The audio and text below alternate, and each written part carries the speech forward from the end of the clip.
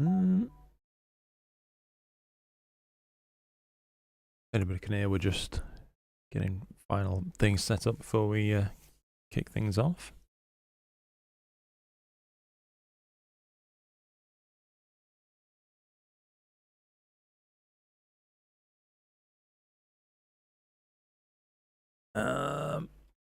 Sam and Hinder about it, Astro, Razine. How's it going, guys? Let me just. Can you hear me? Is that all okay? It looks like my microphone's registering tonight, at least. So there is that. And then I'll start to properly reply, obviously. Otherwise, I might be talking to myself.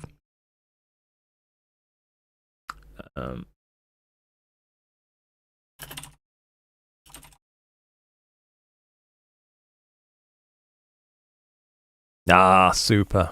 Thanks so much, dudes. Right then, Sam, number 1. Right, getting in there straight away. Good to see you, mate. Everybody, Astro.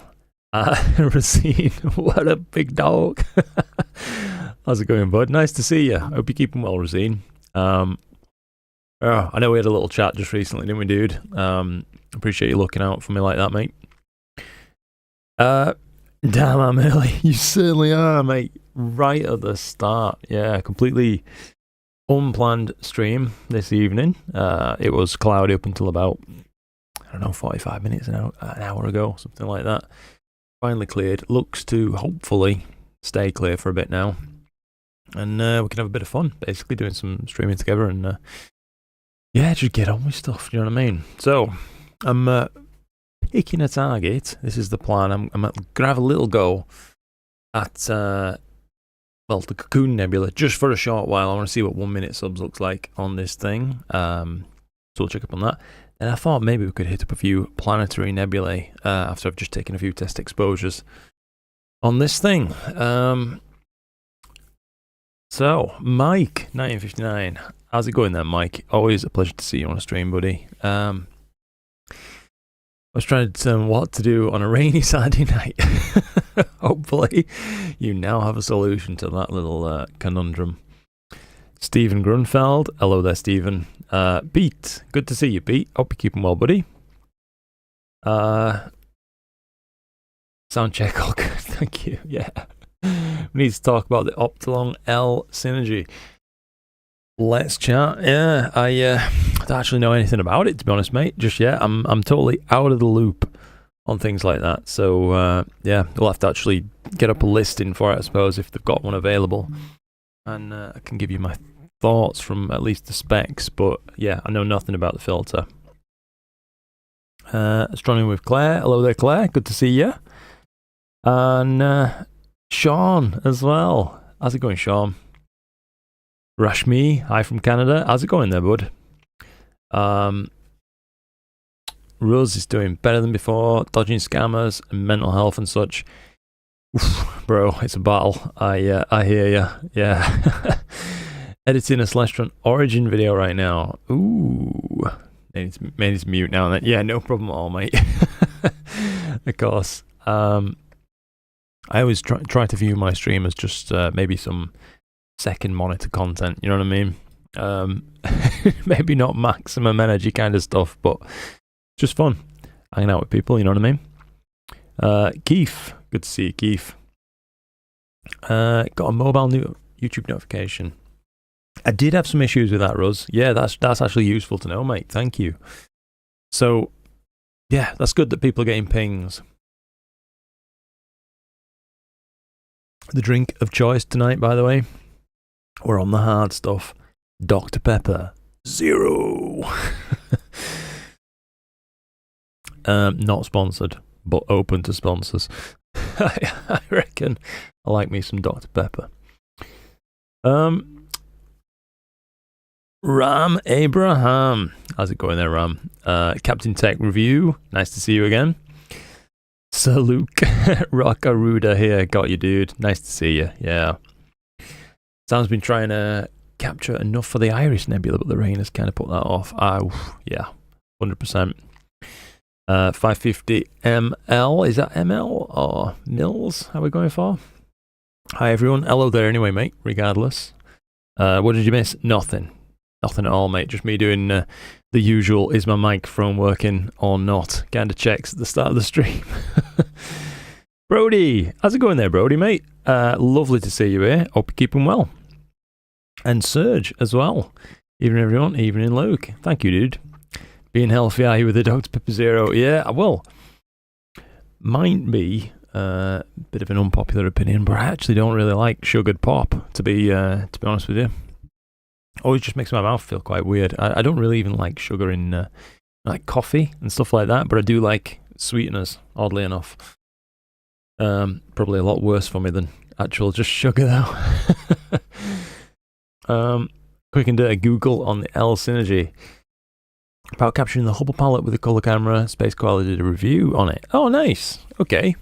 I'm sure Luca, I think that's her name, innit? Space Koala. She'll have absolutely smashed it on the review. She's doing such good videos just lately. I tell you what, no, what a backdrop of place that she lives to do these videos from. It's unbelievable. Once this gets up and running anyway, I'll do the usual thing. I'll pull the chat box onto the screen so we can kind of monitor what's going on. In fact, what am I really talking about? I can do that now, can't I? If I could minimize the correct window anyway, that would be useful. But yeah, we can catch up. I tried to prepare for you a little quiz again, as I know that a few people liked those. That was a little bit of fun. Let's pull out the chat panel. Get that somewhere decent. I did for a while try out going on with chat panel. Stream Elements. I don't know if you guys remember. It's been really awkward this now. Couldn't really get on with it. I didn't feel like I was able to engage with you quite as well as YouTube's natural panel, even if it is, well, as you can see, absolute ball ache. It's totally awkward. But yeah, okay, so we've got the first 1 minute sub on the Cocoon Nebula. So what I'm doing tonight, by the way, yeah, I'm set up with the Celestron Edge HD11, 0.7 times reducer, and this time with the 585, you know, the Player One Uranus, so 585 cooled camera.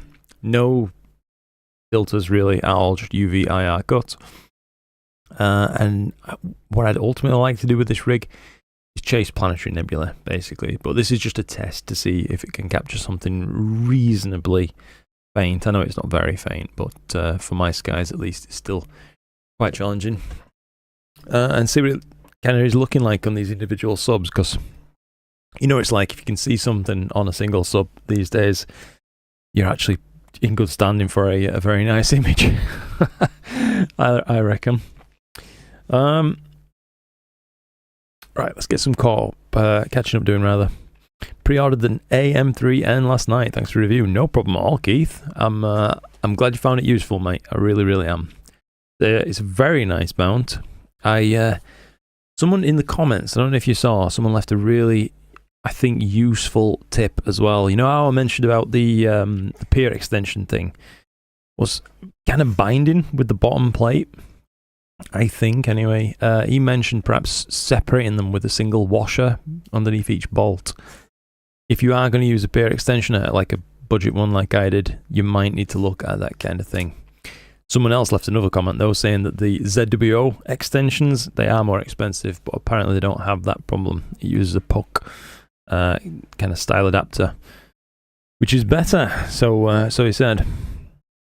But yeah, with you on that, Luke. Zero drinks are nicer, I find. Pepsi Max, yes, it is. It's better than Pepsi, 100%, bro. I'm on board. Pepsi Bros Unite. Blasphemous. Can't stand the zero sugar stuff. Johnny Walker 550 limited edition. That's it, mate. Oh, I'm trying to think now. I'm sure my dad's tried Johnny Walker before. Coffee black with no sugar. That's fair, mate. I can drink black coffee, but I'm not crazy about it, to be honest. I love coffee. Like, I pretty crazy about coffee, but I usually turn them into milk drinks, if you like, latte, etc. But we're going off on a tangent, aren't we? We've been live about 6 minutes and already we're talking about not astronomy. But yeah, I'll go with it. Recent thing is I don't really like the taste of normal milk so much anymore. So I'm drinking oat milk. Just tastes better in my coffee. Full sugar coke, squeaky teeth. Yeah, well, kinda, yeah. It makes my teeth feel a little bit like furry or something. I just don't like it. But yeah, Brody's doing good. Glad to hear it, mate. Started a project on WR134 last weekend, and so far I got 15 hours. That's good going, mate. Well done, Brody. Hoping to get around 20 before ending it. Nice. Yeah, I mean, once you've got 20 in the bag, that's a major project, mate. So good luck. I hope you get that done sooner. As soon as possible. Sooner rather than later. Boiler Animal 500. Glad you're still out here making videos. Thank you, mate. Stuff is always down to earth and relatable. Keep it up, mate. That's awesome of you to say. I really appreciate that, buddy. Nice to come and spend some time in the stream. I really appreciate that. So, yeah. Brody says, I like the chat box back. Glad to hear it, mate. Yeah, I did. I don't know. I could see the function of the overlay. It wasn't bad, but I don't know. It clashed a bit usually with what was on screen, I felt like. Good to see you, by the way, Andy Williams. And Titch. How's it going, Titch? Hope you're keeping well, buddy. Evening, Luke. Long time no see. How are you all there? We're doing well. Yeah, we're doing all right, thank you. Are you... I've seen some of your Facebook stuff, Titch. Are you still getting out on that motorbike? I'd love to know. I think you had a Royal Enfield, a beautiful chrome done, didn't you? And he says, greetings from down in New Zealand. Greetings to you too, mate. Really, I do appreciate you coming and spending some of your day with me. Reaching out to you and the expertise in the room. Okay, Nina, plate solving. I've always used ASTAP as my default plate solve. This has suddenly started failing. Interesting. Coffee with Kahlua works for me. What's Kahlua then? Let me just need to know what this is now. Brand of coffee liqueur. Oh, okay. Can't say I've tried it, mate. We've got like some sort of coffee liqueur over here in this country called Camp, I think it is. And it's a bit, I don't know, it's a bit weird tasting. I've tried some, but yeah, I imagine it's not like that though. Saw an update on ASTAP earlier today. Downloaded and installed but not tried. That's good to know, Mike. Now backs up to astrometry, which works but takes time. Haven't changed anything. Anyone has any ideas? Well, my plate solver, I do believe, is set to be ASTAP with a H19 catalog. I think it's H19 catalog. I do go with a fairly long plate solve exposure time. Been 2x2 with quite a bit of gain as well, just to ensure there's plenty of stars visible. One thing I do have to check before each session, I did that literally right before going live while just pointing this at the cocoon, is that the ambient temperature hasn't changed too much between sessions and knocked the scope out of focus, as obviously any kind of defocus when you've got so few stars to solve with means that you won't get a successful solve. But yeah, it may be a lot more lenient depending on what your focal length is like, basically.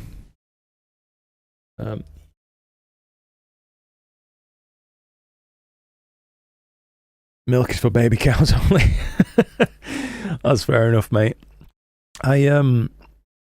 My son, like, he can't have any kind of milk product, so it's meant that Chloe's had to stop consuming anything with milk in, as that was making him poorly.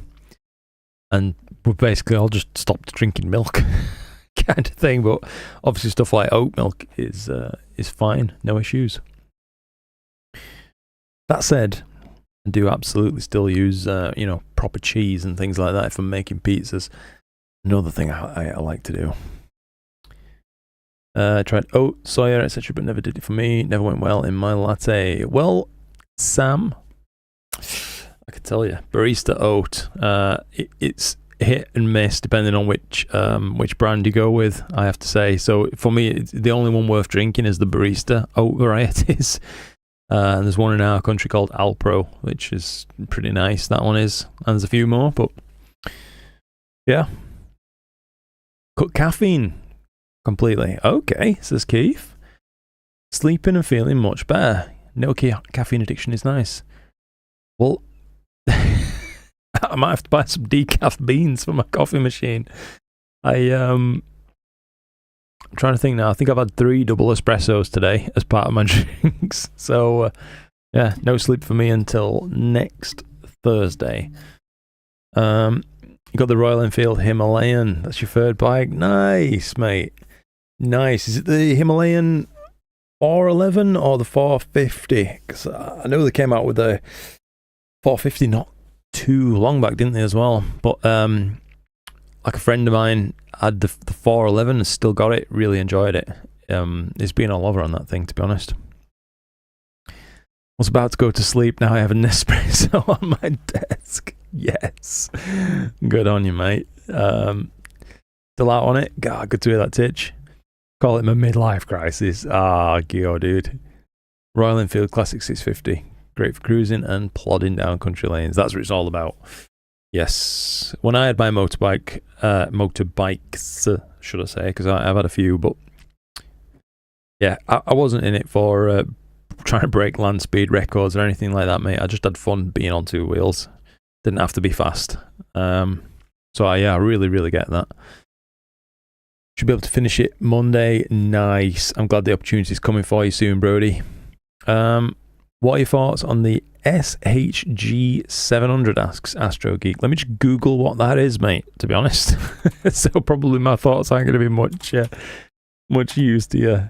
The spectroheliograph. Right. Well, my friend Queeve liked it. I could have sworn he tested that particular one just recently. So if you're looking for a review on it, I could have sworn my friend Queeve checked one of those out. But as to me, I have no experience whatsoever with solar proper at all. All the solar that I've done has just been white light solar using films and such, and it's been all right. But yeah, a bit outside of my experience circle is that. So I'm sorry I can't offer you any useful thoughts on that, Astro Geek. I'd just be talking nonsense, which is something I'm familiar with doing, but yeah. Cocoon. Yeah, thank you, mate. I'm basically going to stop this cocoon framing in just a moment, I reckon, and we can actually go after a planetary nebula, but I'd like to plan it with you guys on the stream instead. I think that'll be a little bit more fun. So let me just I'll get us telescopius up. I'll pull this onto our screen, make this more appropriately sized so that we can enjoy this together. There we are. That's coming up for you on the stream. Fantastic. So planetary nebulae. This is what's really scratching the itch for me at the minute. The idea of shooting some of these really tiny targets. So let's pick one. I think we maybe ought to just keep filtering by popularity and have a look for something that's going to be well high, basically, if we can. That'd be ideal. This is on the way back down. 74 degrees. That's still quite high, isn't it? The blinking planetary. Ooh, that could look nice, you know.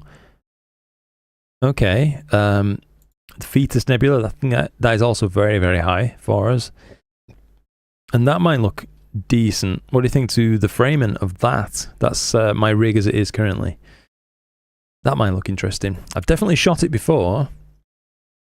Can't say it was a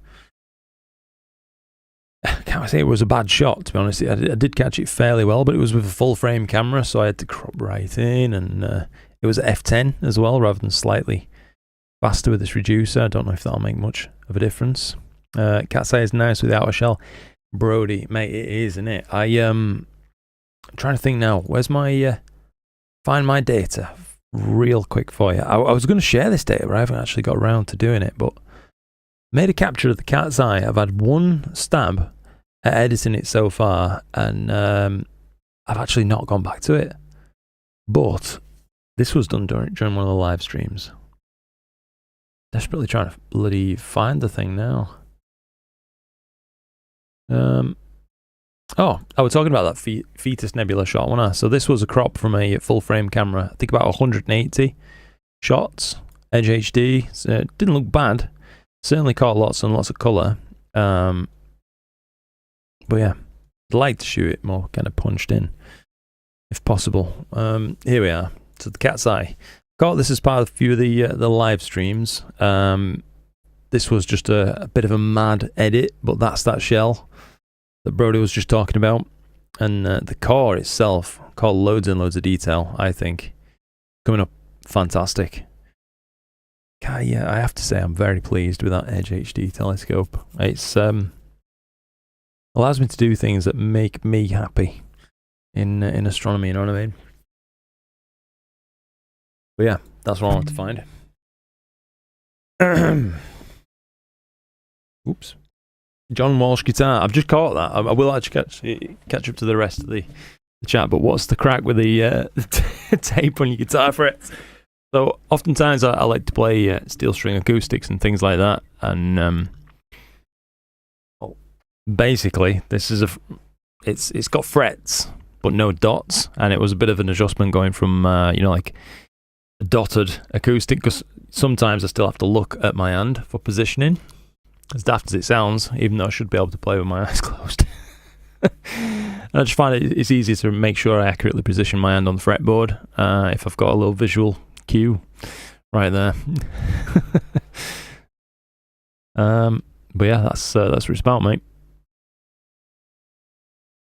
It's 411 and now it's 450. Oh, okay, so hang on. Upgraded from a Royal Enfield Thunderbird 500 to a Himalayan. Ridden all over India. Nice, mate. So I watched a couple of YouTubers called Mr. Darcy and the Old Man, and they actually spent a lot of time in India riding around. They were invited by Royal Enfield to do, I'm assuming like a press thing, you know what I mean, where they rent them some bikes and they just go riding around and showing off India. But mate, it looked like such a good vibe. It did. Like they were having so much fun. It's basically like a dad and his son, and they go riding around. But yeah, Alpro barista flavors are top. My brother, yes. Jim, by the way, Jim Waters, good to see you. Himalayan nice, too tall for you. Oh, that's fair, mate. I think the Classic is a good low C tight in it. Sometimes, if you had Astap up standalone, it updates the files that save when you close it versus the prior defaults. Interesting. So you're thinking there could have been an overwrite scenario or something gone on there, Mike? That could be worth looking into. The chap who was just asking about late solving. You saw it, Andy. That's good. Just catching up. If you're drizzling Pixie Sight, how do you decide what drizzle number to select? To be fair, Stephen, unless you're dealing with an absolute mountain of data on something extremely bright, I'd probably just maybe go for a 2x drizzle if you are looking for a drizzle. Any more can be a bit costly in terms of signal to noise ratio, at least in my experience. That said, I don't want drizzle loads and loads to be fair with you, so maybe my experience is a bit lacking in that regard. I'll tell you what we can do. If you guys would like, we can ping around a few different planetary nebulae, have a look, and see what the things are actually looking like.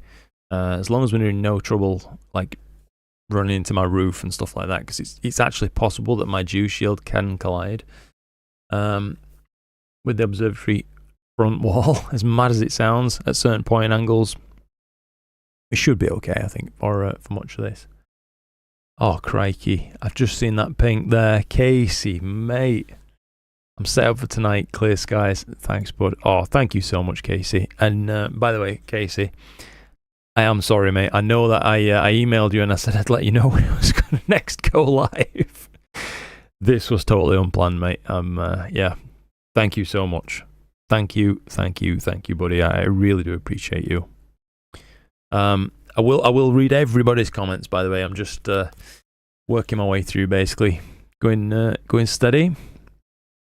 Watch out for migraines from caffeine too much. Or withdrawals if you don't taper off. Interesting. Holy hell, Mike. Speaking from personal experience. So, I've experimented with like decaf coffee before, and I didn't have anything like a withdrawal or anything like that, I have to say. But maybe I was still getting caffeine from other aspects of my life that I'd not really gave much thought to. But yeah, how do you find it? Do you find it's still easy enough to kind of wake up and get stuff done without a good coffee? I don't know. Have you got a proper espresso machine? I went down that route now, and now with the grinder, etc. Can't live without it. I do some, yeah. I've got a Sage Barista Express Impress, so it's done that kind of like as a tamp lever on the side, things like that. And I've actually also got a super automatic machine as well. All the coffee. I'll tell you what, let's pick one. Let's have a look at. That looks awesome. The little ring, NGC 6894. Let's fire up our screen for a sec. We'll turn this off on the sequencer. We'll use NGC 6894. We'll use Nina to get us aligned, and then I think we'll switch to Sharp Gap and maybe do a little bit of live stacking just to get a feel for how these things are going to look. That could be a bit of fun. Oh yes, indeed. I actually already really like that. It's just big enough to invite the viewer to gaze. Yes. Slew and center. Let's see it, good sir. While this is slewing anyway, I will just catch up with you on the chat. Thank you again, by the way, Casey. You're an absolute superstar, mate. I really can't possibly say thank you enough. I hope one day we meet. Yeah, it'd be awesome to say thank you in person. A 600 is in the works. Really? A 600 Himalayan? Oh, look at that on the plate solve exposure. What? You know what?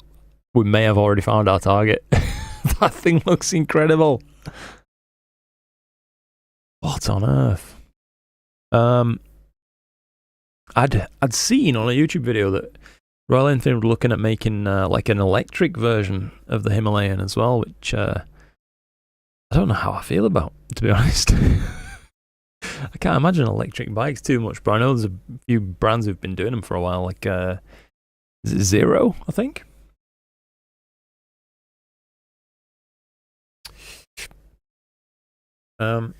David Johnson asks, what target are you imaging right now? So right now, David, we're just on a bit of an exploratory delve, and we're trying a few different targets out, ideally. What we're looking at right at this moment in time, though, is the Little Ring Nebula, NGC 6894 in Cygnus.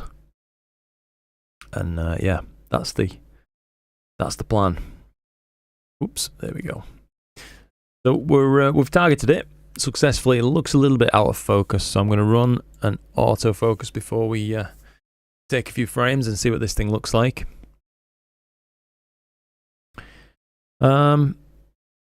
Queeve and Space Koala, yes, she did do on the spectroheliograph.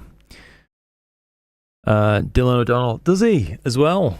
Well, that's good to know. That's 3 people if you haven't already watched them, mate. All 3 are just superstars. So, yeah, have a look at what they've got to say. I'm sure there'll be good reviews. Nice FOV with the sensor and reduce for the cocoon. I think so, Mike. Yeah, I'm glad you agree, mate. I did wonder if it was a little bit too punched in, but nah, it's something different, isn't it? Because, you know, usually you do see these objects a lot further out, to be fair. But yeah, his video sent me over the edge to buy mine. Okay, ordered it July the 8th and actually just received it yesterday, but it's raining for the next 2 days. Superb, mate. I hope you get the chance to test that soon. Andy says, while I'm in the chat, I just bought a cheap Gemini flat field panel. Download the driver and nothing. Ooh. Tried illuminating it with the handset outside of Nina and still nothing. Any ideas? That's a tough one, Andy. Are we confident it's arrived alive and not, dead on arrival? That's obviously something you need to test if possible, which is probably what you're asking. I've got no experience with the Gemini panels. All I've ever used is, like tracing panels, USB tracing panels, that kind of thing. Titch says, my days of speed and power are long gone. Luke, oh, that's fair, mate. My body and license took a beating back in the day. Oof. Did love the Yamaha FZR 1000X up. Yeah, nice, mate. I think we had a Yamaha FZR, I want to say a 900 or something like that, as one of the training bikes when I was doing mechanics at college. But yeah, they had like beaters in there basically for us to learn how to swing spanners on. But yeah, all right, we're in focus, so we shall. No, you know what? We'll take a few subs on this. Let's just do that. Keep it simple. One by one. 60 seconds. Is the gain high enough? 210. Yes, it is. Let's loop and save. The 69984. 6894. Never mind. Thinking aloud. Let's just see what a few subs looks like on this, and then we can move to another target, check that out, and then hopefully after a little bit of exploration, we will have our next target selected. If we get nothing more out of tonight than that, I think it'll have been well spent. Do you know what I mean? But it's already well spent because we're chilling out and spending time together. Genuinely, that is a highlight. But I've got my notepad ready. 6, 8, 9, 4. And I'll give it a rating out of 10 once we've taken a 1 minute sub or two.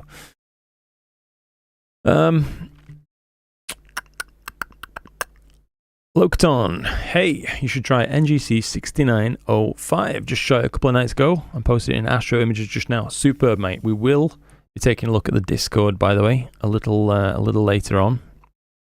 That's definitely on the cards. Let me just check it out now. 6905, eh? NGC 6905. Ooh, I already like the shape, mate. Okay. The blue flash. Not awfully high for me, but I feel like it's doable, but it isn't very high. In Delphinus. All right, we'll take a look at that next, mate. Why not? Why not? Try to get myself a little bit more comfortable. We're up against it with this chair tonight. Right, I think that's a little bit better.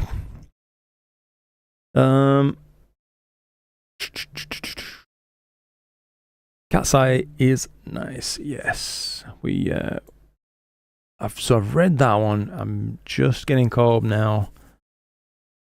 Obviously, a letter limit on these comments, but thank you all for your help. It's great to be here. I'm glad to hear that you've already got some help there, Andy. Sorry, I've personally not been that much use, but luckily we have such a fantastic group of folks here. Yeah, hopefully they've got something there for you to work with. Was the Cat's Eye also the 585 sensor? Good question, Mike, and it was not. It was the 533 mono. So I shot that traditionally, like sulfur, hydrogen, oxygen filters. just bouncing through them, basically. So let's take a look at this first sub. So I'm quite happy to see that looking, well, I think well rendered in the short space of time there, just single 1 minute subs. That shows promise.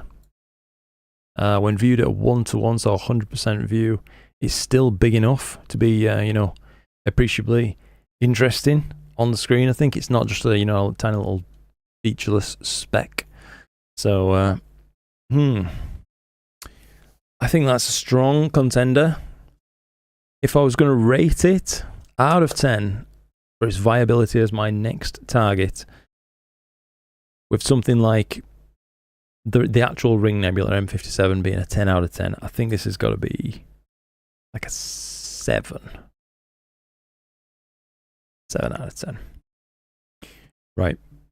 I did say we were going to take a look at Locaton's suggestion, NGC 6905. So let's slew away 6905.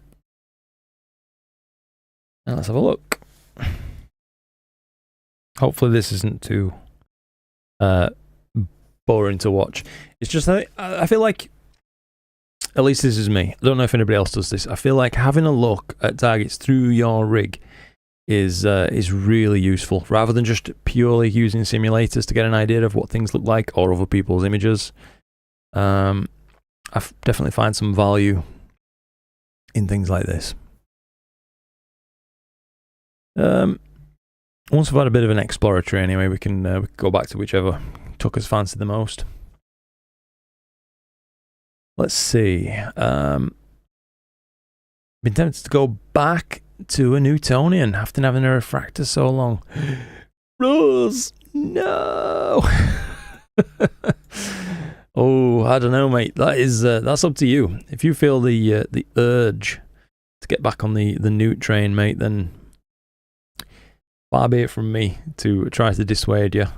I will say I think I'm just about done with my own Newtonian. My 8-inch Quattro with the upgrades and things. Mate, I can't be bothered with it. I'd rather just use my refractors or my, you know, Edge HD, that kind of thing. So I'm probably going to put that thing up for sale rather than just have it languish in my my observatory.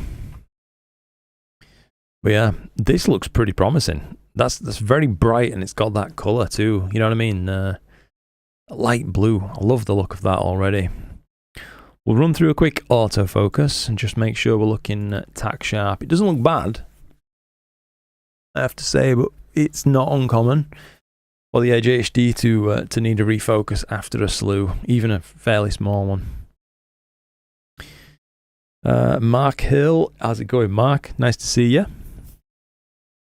Carbon Star 200 is working out nice with the 585. Glad to hear that, Mike. You did post a picture of your rig, didn't you, just recently? It's rather pretty. F4 is a nice place to be as well. Don't think we can get the Carbon Star in the UK. Would have to have a look around. I'm trying to think now. You know, like the Sharp Star HNTs. Are they perhaps on your radar, Ruz? They're quite manageable. I think you may still be able to get carbon tubes in those, but I think they have switched now to aluminium tube versions. But yeah, that could be a lot of fun, unless you're after that longer focal length, of course.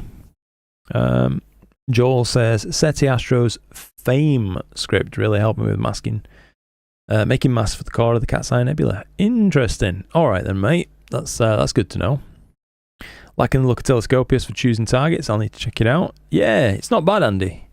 Not bad. It's I don't know, mate. It's not as flash as, like, you know, panning around in Stellarium and things like that, especially if you've taken the time to plug in your, you know, local horizon and things like that, which I keep saying I'm going to do and then just don't.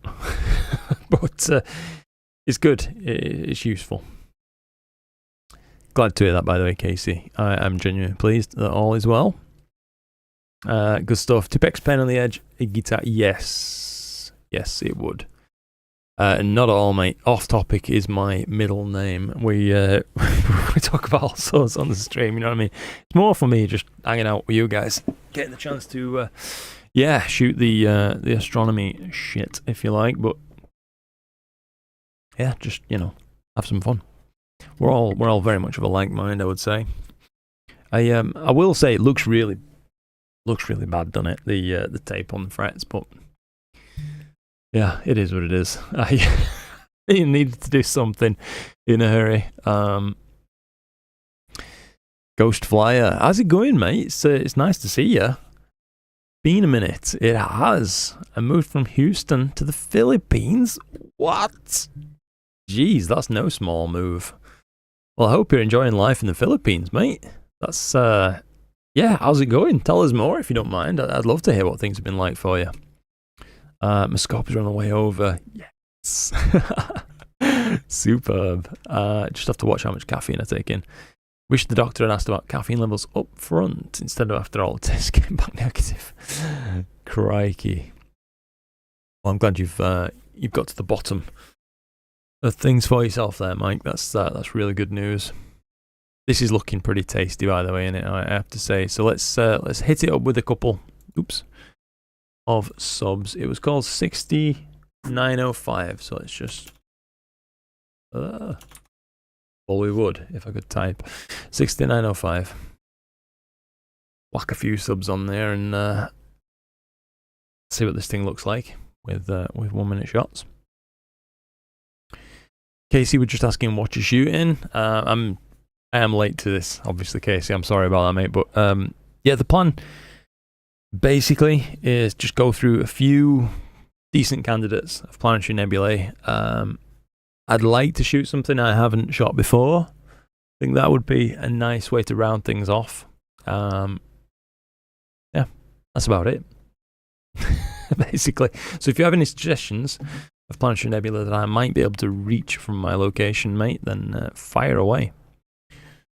Electric touring bike, not practical. No, that's fair, mate. Yeah, I was watching, Ewan McGregor and Charlie Bowman. They did long way around, long way down, long way up, and now I think long way home on back on petrol bikes. But the long way up was electric bikes, wasn't it? And yeah, they struggled.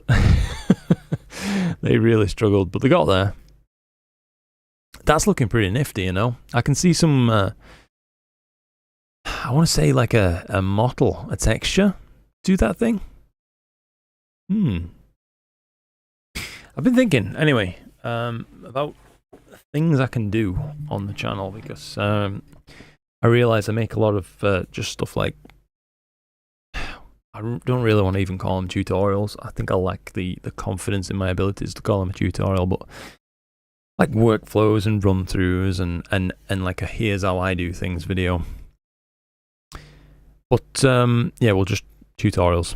We'll call them that. I'd like to do some other different stuff, and the idea I've got in my mind is I think it would be fun to maybe tell the story of some of the influential people in astronomy, through history. So that might be something we could do if you think you guys might be interested in it. Hearing like condensed versions or maybe even long versions. I don't know yet, to be honest. I'm still just toying with ideas and things I can do. But my hope is that it might broaden my horizons for growth on the channel. Get to think, because obviously I rely on its income to support myself and my family and all that lot. And it's enough already, but I'd love to be able to reach maybe a broader audience with some of the stuff that we do, because it's super, super niche, usually, what we're up to, but I think that might have a bit of a wider appeal. DC, how's it going then, mate? I gotta run, be back in a bit. Oh, nice. Fair enough, DC. I know you'll absolutely miss that, but all the same, maybe you'll catch up down the line. I've missed a few messages, haven't I? Good to see you online again. What are you shooting tonight? Is that the 585? So if you do see this when you get back, DC, yes, it is the 585, mate, on the Edge HD11 0.7 times reducer. and we're just trying out a few different targets, basically trying to pick a what's the next thing we're going to spend some time on. Good evening to you too, by the way, Otto. Thank you for coming and spending some of your time with us. Would you consider removing the 0.7 reducer on that prior target, or are you like me, once it's set up, tend to leave it for a long time? Normally, Mike, absolutely I am like that. Yeah, I like to take the time to get set up, get my rotation kind of fixed, if you like. Usually at just either 0 or 180 or 90 or 270, if you like. And I'll leave it alone for as long as I can, I don't know, kind of stay motivated to use the gear in that particular configuration.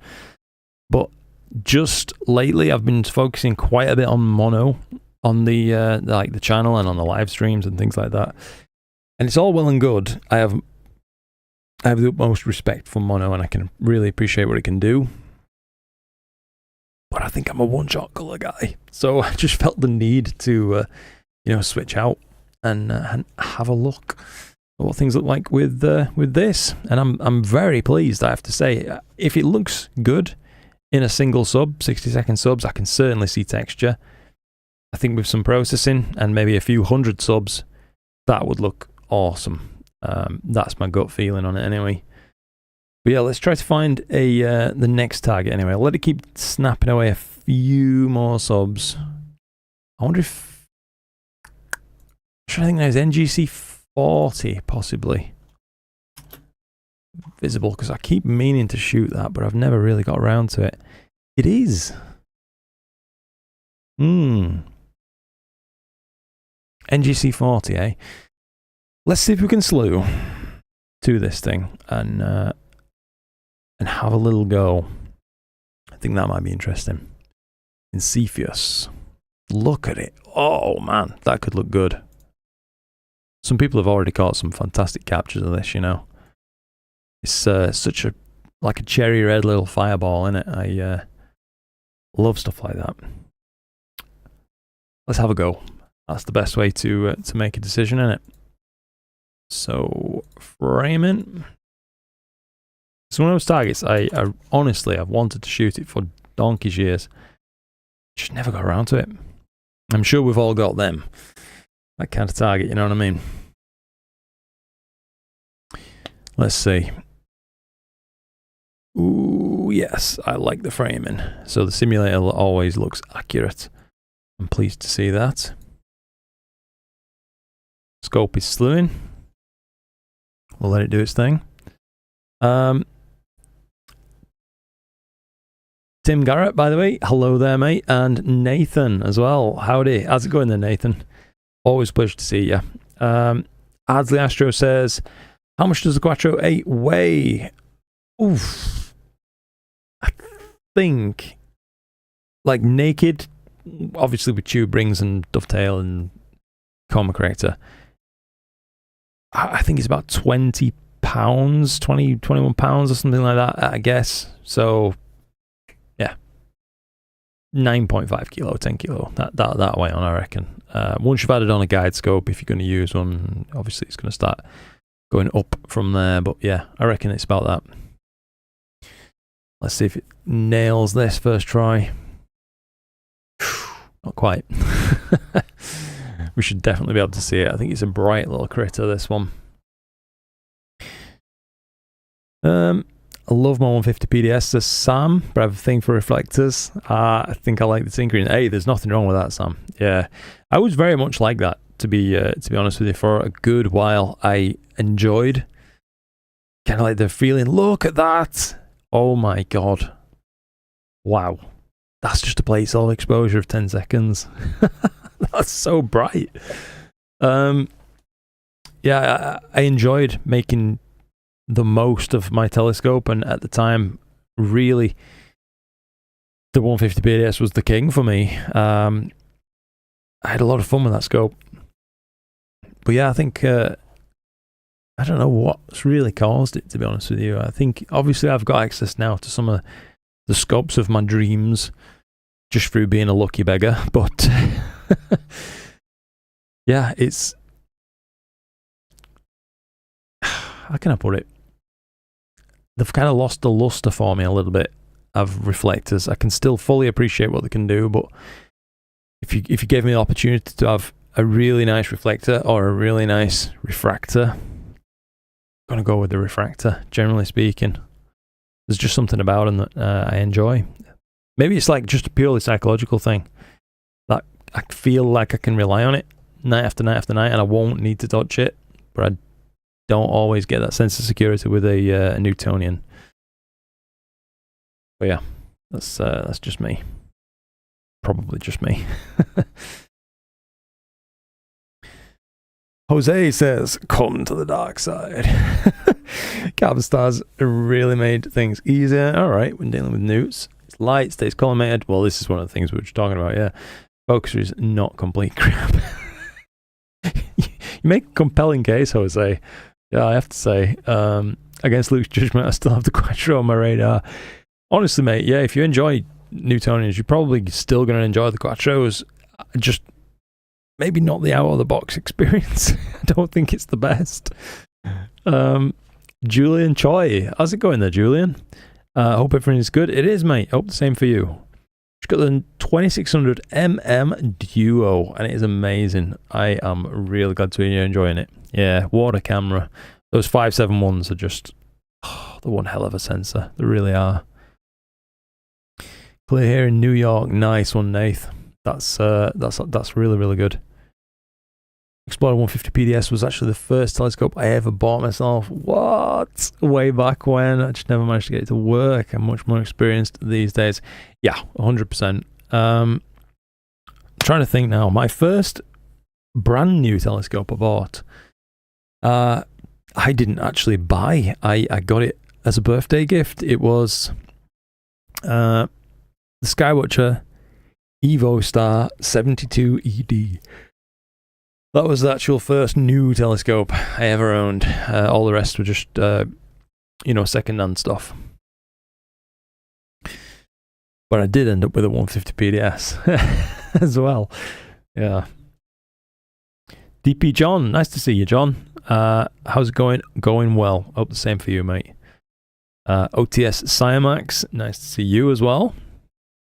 Andy says, I'm going to look at the Carbon Star, Jose. Absolutely love my 150 PDS. Maybe time to upgrade. Love the crisp images, and I'm a diffraction spike lover / weirdo. No wrong with that as well. Yeah, especially, I'm sure I've commented on this kind of thing before, but I reckon the images that influenced you initially, or at least maybe sparked your love of astronomy, possibly the direction you're going to enjoy going. So for me, it's surprising that I don't particularly care for diffraction spikes too much. I don't really dislike them, but I'm also not mad about them, especially if they're clean, they're okay. With viewing Hubble images a lot when I was growing up, you would have thought I'd have absolutely loved them. I think I did as well for a while. But again, your tastes change, don't they? Or at least I think they do. Titch says, I haven't done any Astro since March. I did open the door to the Obsy a couple of weeks ago. It was like a scene from a horror movie with the cobwebs. Oh, mate. Random little story, if you like. Been sleeping in the observatory a little bit just recently. We've got like that pull-out bed and just fancied sleeping somewhere different. Me and Chloe and Felix.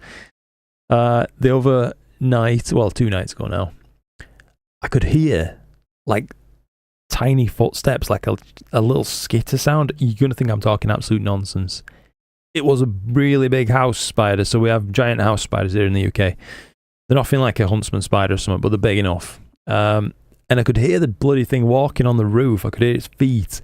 And it fell off the roof and landed right next to my head on the pillar. That was a bit of a shock. I'm not bothered about spiders, so I did just like, whoa. And then I grabbed it and chucked it outside. But yeah, of all the things I fancied landing on me, that was pretty low on the list. Random side story, but there you are. I promise as well, this is a true story. I'm not talking nonsense.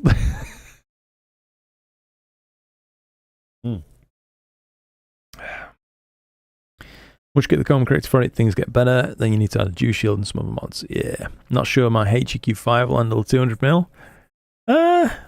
I think it would, Andy. If you do want a Quattro, I think it would handle it. It's just it's a case of, like anything, they're a bit of a sail. They do have a larger wind profile than you know, an equivalent focal length refractor, for example, generally speaking. So if you're in windier conditions or even gusty, probably you're not going to see the best guiding, but I think your HEQ5 would handle it in normal conditions. That's if you're interested in one anyway. Low tone could just be compression, but why do the stars seem a little oblong? I see what you mean on that one. That looks a little oblong, doesn't it? I'm suspecting there's a second nearby star. I forgot to tick this off, didn't I? Shoot a 60-second sub. I want to see what this looks like on a 1 minute sub, but we can have a look, mate, in a moment. I've moved away from off-axis guiding on this rig because it would have meant disassembling my mono rig, and I didn't really fancy doing it. Too lazy. So I've gone back to a guide scope. So maybe we'll see some guiding anomalies, but overall it looks pretty good, at least on the graph. But we'll see. Yeah, we'll see. Back to university. Are you using the StarZona focal reducer or the Celestron unit? I'm actually using the Celestron unit, Nathan. Yeah, I know that StarZona do have one, but I've never actually seen one in the wild, to be true with you. But yeah, when the chap who I bought my Edge HD from, he sold me the reducer as well at the same time as like an optional extra kind of thing. I thought, yeah, we'll get that. I'm sure we're going to make some use of it, and I feel like we have. I think there's a very slight amount of eccentricity in these stars. It's not much, but yes, I think there is a tiny bit. I know that collimation's nailed. That's absolutely fine on this thing. So it's likely just some guiding weirdness that we're observing, but I'm sure it would all iron out in the end. But I have to say, a 60-second sub, there's a lot of detail in NGC40. It almost looks like, I want to say like a starfish pattern kind of thing. I don't know if you can see that darker contrast area in the middle that's like starburst out from that core. But yeah, that's I like it. There's definitely a lot of texture to that thing. I'm going to give 6905 a rating because I gave the one a 7. I think 6905 might have been a 6. This is up at a 7 as well, I reckon. So we're tied for 2 targets there. I'll let it take a few more subs and we'll pick another target in a moment. And then shortly we'll settle on something and just let it shoot while I go look at the Discord and do that kind of thing. In the meantime, if you guys do wish to join the Discord, I'm going to try and get you a link. I don't wish to break my existing link, which should be working still. I'm going to have to try to find it in the description of my latest video and hope that it's still working. I don't know if this one should be okay. It should be okay, but if anybody wants to join the Discord, there is a link. Just please do let me know if it's balked or not, and if it is, I'll get on with fixing it. That's the next thing. I also prepared, I didn't know when I was going to go live, but I did prepare an alternative quiz for us to attempt as well. I think that could be a bit of fun. So I'll be able to share that with you on the Discord, or maybe just we'll go through it live on stream like we've done before, if you guys would like to do that. Anyway. Do you find it hard to focus eye focal lengths? Asked Brody.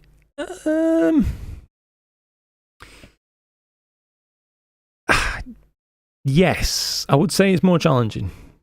I do think it's more challenging, Brody. That's not to say it's desperately hard, but especially with a smaller sensor, I think it's a little bit more difficult getting your star detection to be reliable. I reckon that's the hardest thing. Now then, NGC40 is bright. cat. Yes, it is, mate. What's your bottle? It's bottle. I was about to say bottle 7. I think it's a high 6 now. I reckon we're possibly out of the bottle 7. But yeah, I think it's a high 6, maybe low 7. I was wondering why nothing worked. Power into the hand control port came back in, and my cat sat on the keyboard and rewound the feed. I'm caught up now. Fair enough, mate. Yeah, I've not won a location in mind. That's all good. I think. Have you shared an image of your cat before, Casey? Because if not, we do have a place for that on the Discord, and I would love to see the cat. Said cat, which has vandalized your keyboard.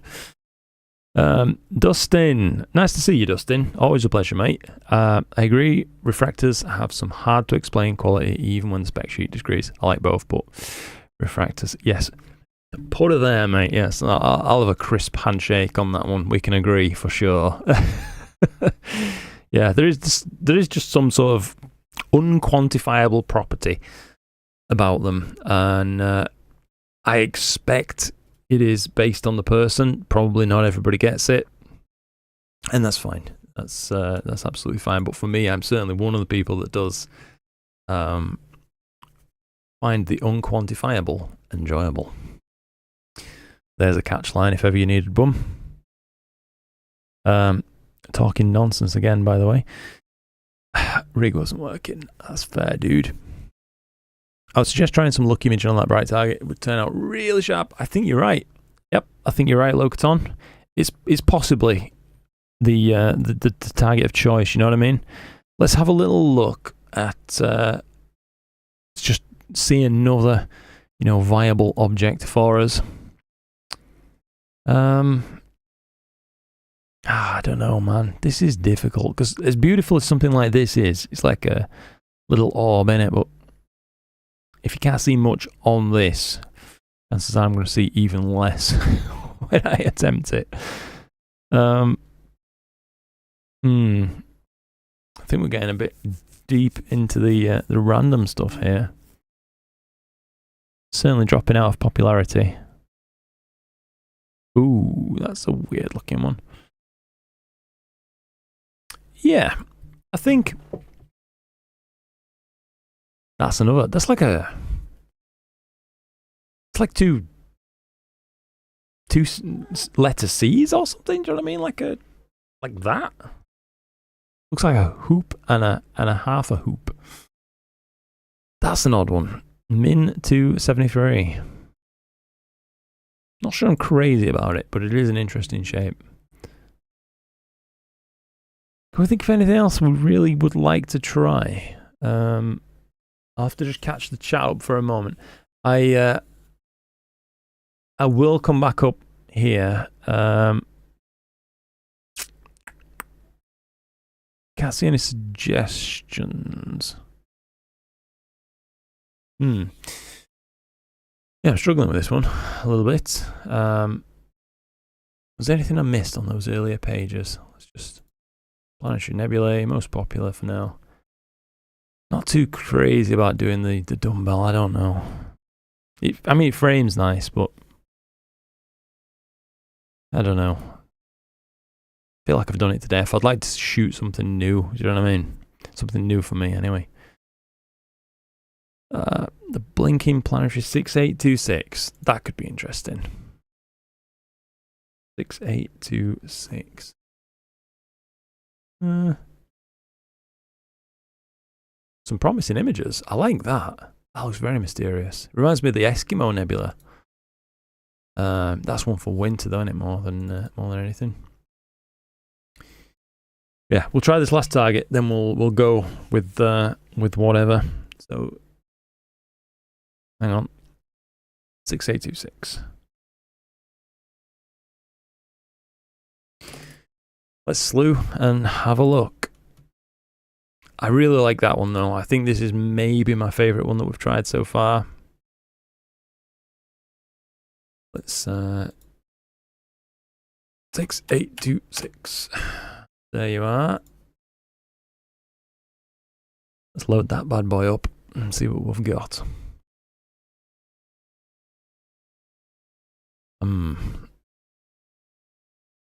Taking a while. Jeepers creepers, man. There we go. Right, slew in center. See what we've got. I think it'd be fun once, you know, like autumn's really kicked in, if you like, and we're getting on more, maybe a bit more towards winter, to try some real close-ups on some of the major, you know, showcase targets, Orion, things like that, and maybe try some lucky imaging on the core, for example. Stuff like that. I think that might be definitely on the cards.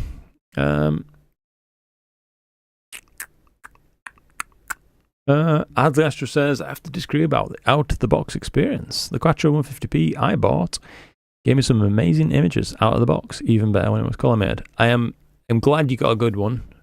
Genuinely, I am. But there are some problems with the Quattro series which are a bit, you know, hard to make excuses for me. Light leaks being one of them, a major issue. Maybe it's not too bad if you're living somewhere darker than me, but for me, the big issue I've always had with every single Skywatcher Newtonian I've owned has been light leaks. Not just up through the back, but, you know, around the tube seams, down past the focuser draw tube itself, that leaks. So it's like the first thing you have to do with your lovely new telescope is tape, like electrical tape all over it and put bits of foam on the back, or bloody winter hats and stuff like that. A little bit mad. But yeah, certainly the 150s, like you've mentioned there, they are a little bit more like to hold collimation than the 200, 250, that kind of thing, where the secondary mirror and the assembly around it is the same kind of thickness metal on the vanes, but overall a heavier secondary mirror stalk and mirror, which applies more torque as you you point around the night sky, deflects it more, knocks out a collimation more based on point and angle. But the 150 does suffer less from that kind of thing, just due to that, less mass. I'm not crazy on this one. I will give it one sub, and we'll just see. I'm just going to fire a sub off, without refocusing this. It don't look too bad. If we can see a hint of that shell, maybe it would be back on the cards, but right now, I ain't mad about this target. Looked better in the planner than it does right now. Milkman, how's it going there, mate? Nice to see you. Good evening to you too, sir. I hope you're doing well. I am indeed. Hope the same for you, as always. Good to see you live again. Thank you, mate. Yeah, it's been a little while, hasn't it? Like 2 weeks or something since the last live stream.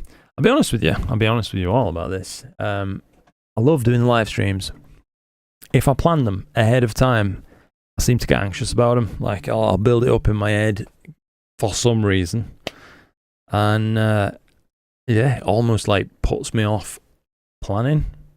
I find it much more approachable to just randomly go live, even though it's a bit self-destructive, because people are quite simply not going to have the chance to hop in, who otherwise might with a little bit more warning.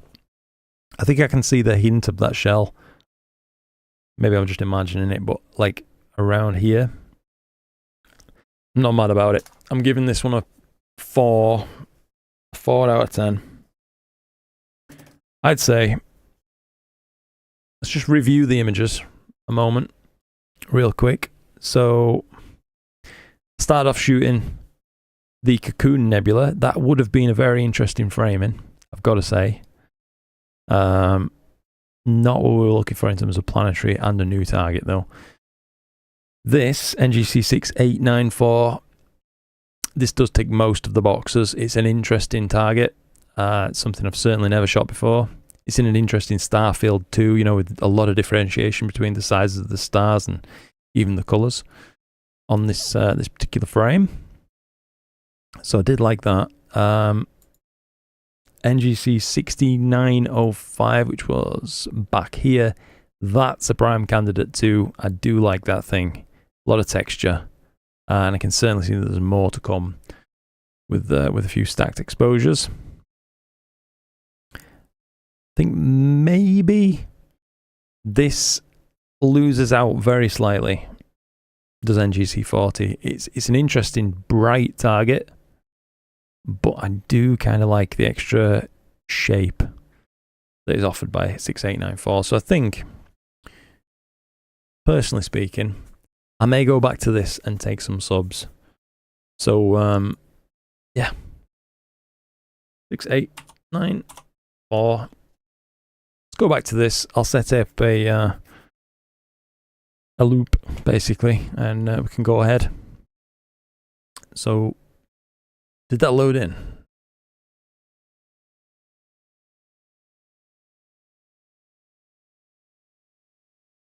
It did. It populated the RA deck. I didn't realize.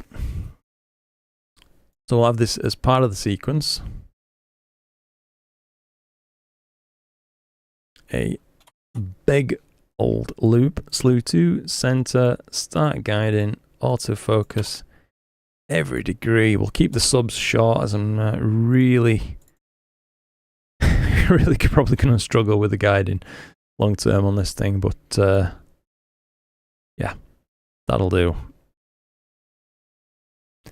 Let's hit go on that. So we'll just keep an eye on things as this this sets off, basically, chaps. And oh god, I feel like an ancient old tree or something. I'm a bit creaky. We'll keep an eye on this while it gets up and running. Then we can go ahead and do other stuff, I reckon. I just chose the wrong target.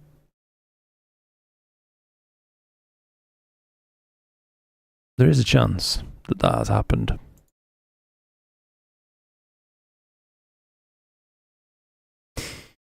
That's just happened. Yeah. Okay. This is why we pay attention. Oh dear. Let's refine the target I actually wanted. What a goofball I am. It was... Promise we'll get there, chaps. 6894. It was the right target. What's going on?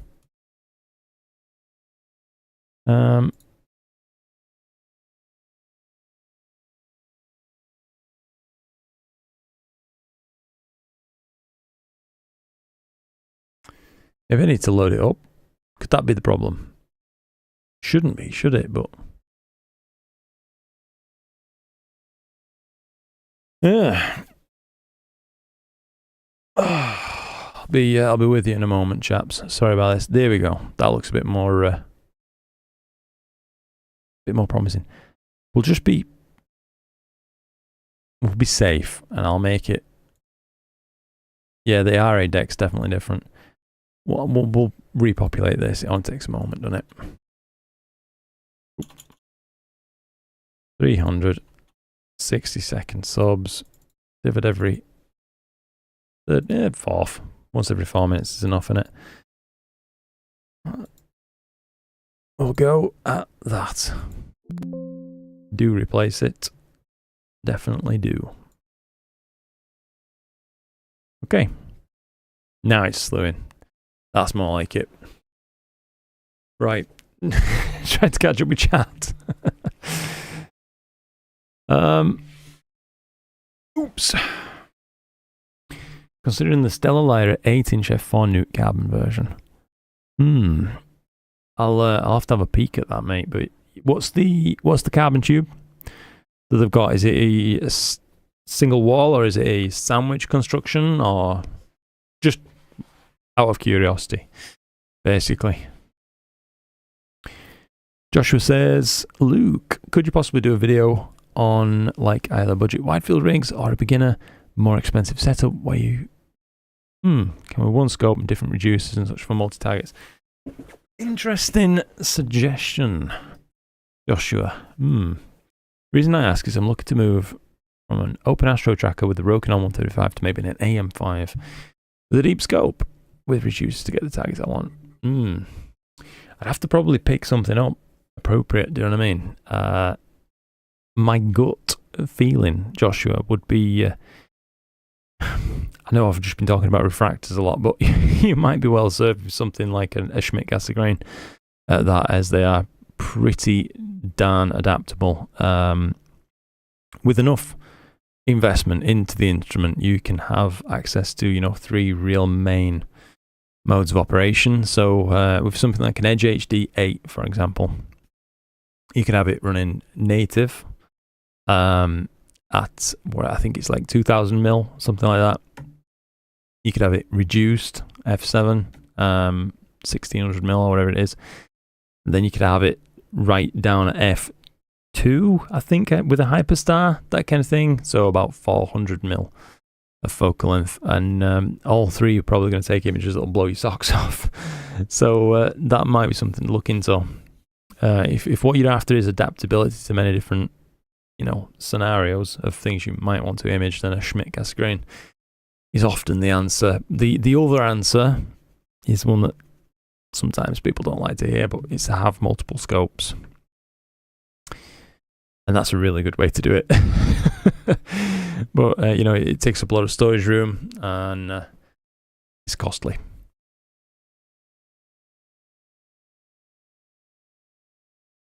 Mike says, I was a refractor guy too, but the price for aperture and f-stop number was making me think hard. Yeah, the only issue I have with the Carbon Star 200 is that it's still new, so no dew shield and metamask available. Got ya. Transcending the Cosmos. Does anyone have an opinion on an up-to-long 2-inch filter set with H-alpha, sulfur 2 and oxygen-free filters? I don't have an opinion worth airing on them, to be honest. I no experience. Hopefully someone does. Dave. How's it going, Dave? It's lovely to see you in a live stream, mate. Hope that you and Amanda keeping well, buddy. And I realise I'm super late getting to you, but yeah, I'm doing my best. G'day from Australia. Yeah, we're all doing fine, buddy. Thank you for asking. Sebastian, what's up? Not much, dude. How about you? Available yet? Yeah. Are they in the works, do you know, Mike? Is it like something that's planned in the pipeline from them? I would imagine so, because probably people are gasping for accessories like that, but yeah. 3 months with clouds and no good news in sight. No, that's terrible. Jeez, mate. Well, I hope it clears for you sooner rather than later. Like I say, I really do. These look good, I have to say. This is probably going to look awesome once it's done. At least that's my my great hope. I'll pass out if a spider landed on my pillow. So I've just caught up to where I gave that little story. Fair enough. Yeah, it was a little bit of a shock, mate, to be honest. I have over 100 tarantulas. Damn. Well, is that 100 big tarantulas, or like one mama tarantula and 99 little baby ones? It definitely makes a difference. Used to have big house spiders here, but we haven't seen them for a while. Gotta go. Fair enough, Titch, mate. I've probably already missed you going, mate. But yeah, it's always a pleasure. What do you think, guiding scope versus off-axis guider? Same thing. Definitely, in terms of accuracy, an off-axis guider is better. In terms of general usability, though, I have to give the win to a traditional guide scope setup. For me, it's just a bit simpler to use, and especially if you have multiple cameras, it can be a lot less faffing around, as well as you can just swap the the camera around, leave your guiding setup in place, and that's what I do a lot. To be fair, just recently that I've moved away from that, but now I'm back to it. Yeah, that link didn't work. Damn. Right, I'll get you a fresh link, Joshua. So sorry about the laggy nature of our chats, you know what I mean? Hopefully it still feels at least somewhat live, but I realise it's moving away from that a little bit. Invite people. Get a fresh link. I hate how it does this. It says it's going to get me a link that won't inspire. Yeah, nice, won't expire. 2 days later, people are like, dude, this link doesn't work. Guaranteed. I'm not saying you're like that, but yeah, it happens, mate, all the time. Have a tip for anyone with an iOptron HEM or HAE mount. Get the March firmware. Nice. Fantastic, well-crafted Bino of Masquerade. Yes! Entirely blame you for the next few weeks. Piss and drizzle. Oh, I'm glad you ordered one, John. That's awesome, mate. I thank you very much for your support. Appreciate that. Don't want to bombard you with questions. Bombard away, mate. Yeah, I don't mind. One last one. I'm really keen to make a video for social media of my photos, one after the other, set to music. Does anyone have any apps for this? Cheers. Ooh. Let me try to think now. I think I've never used it, but I've heard people say that if you want just a simple edit, something like CapCut can do the job for you. If you maybe have your images on your phone, you might be able to use your phone's video editor. Oftentimes they have one built in. So that could probably place things together for you. But if it's PC-based stuff, a guaranteed decent free one is Shotcut. I used to use that for a long while, then I moved on to DaVinci Resolve, but honestly, that's like deciding you're going to learn to fly because you want to go on holiday to Spain. You know, it's just a bit of a mad way to do things. So, yeah, don't really look into that one too heavily, I'd say. Just a whole rabbit hole, basically. A 24-inch on the way. What? Holy hell. You're going to make me learn Discord now. I'm so sorry, Casey. We would love to see the cat picture, though. I'm going to be honest. I'm just saying it. Everybody's thinking it. I'm just saying it. We would love to see the cat picture.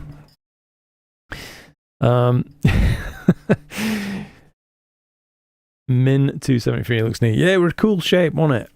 Weird is near SH2132, bottom left.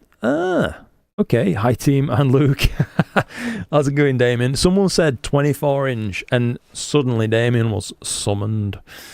That is odd. That is odd, that, isn't it? The Lord of the Dobbs. Just popping in, judging by the aspect ratio of the images, is this the 585? Good eye. It is, Gabe. Yeah, it is indeed. You're following your journey with your Hubble optic scope. Super. I won't jump in on your chat. Ardsley Asher says, still a lighter 8-inch cabinet. Don't see any seams on it. It's internally blackened and has baffles. Oh, nice. CNC Spider. That's good to hear, mate. Yeah, so it comes like part upgraded then by the sounds of things. So that's always good to see. And I'm caught up. How about that? I also noticed I'm disappearing off bottom of the screen. I'm like, just chatting to you from down here. Like, yeah, guys, this is a great one. I'll have to sort myself out in this chair. Yeah, I am, mate. Come on. Oh, we're back in position. How about that? Great hang out for a while. Gotta go and do my grocery shopping. Fair enough, mate. Catch you next time. Back to the present, yeah. Not back to the future. We're not yet taking 77 subs, but yeah. Or is it 88? It's 88, isn't it? Yeah. Obscure stuff. Anyway, I think we can take a look at the Discord. This seems to be doing its job and just plugging away nicely. So let's drag this into view. Make things visible for us. Please, Windows, don't do that. I beg of you. Right, let's have a little catch up in general. I think in general. Oh, yeah, how about it? We actually start in general. See if there's anything I can help with. GZ on the new scope. 1 sub. Woo! It's looking nice, gotta say. Solar stuff, Lunt 40. Look at the texture. Beautiful. Nice prominences as well.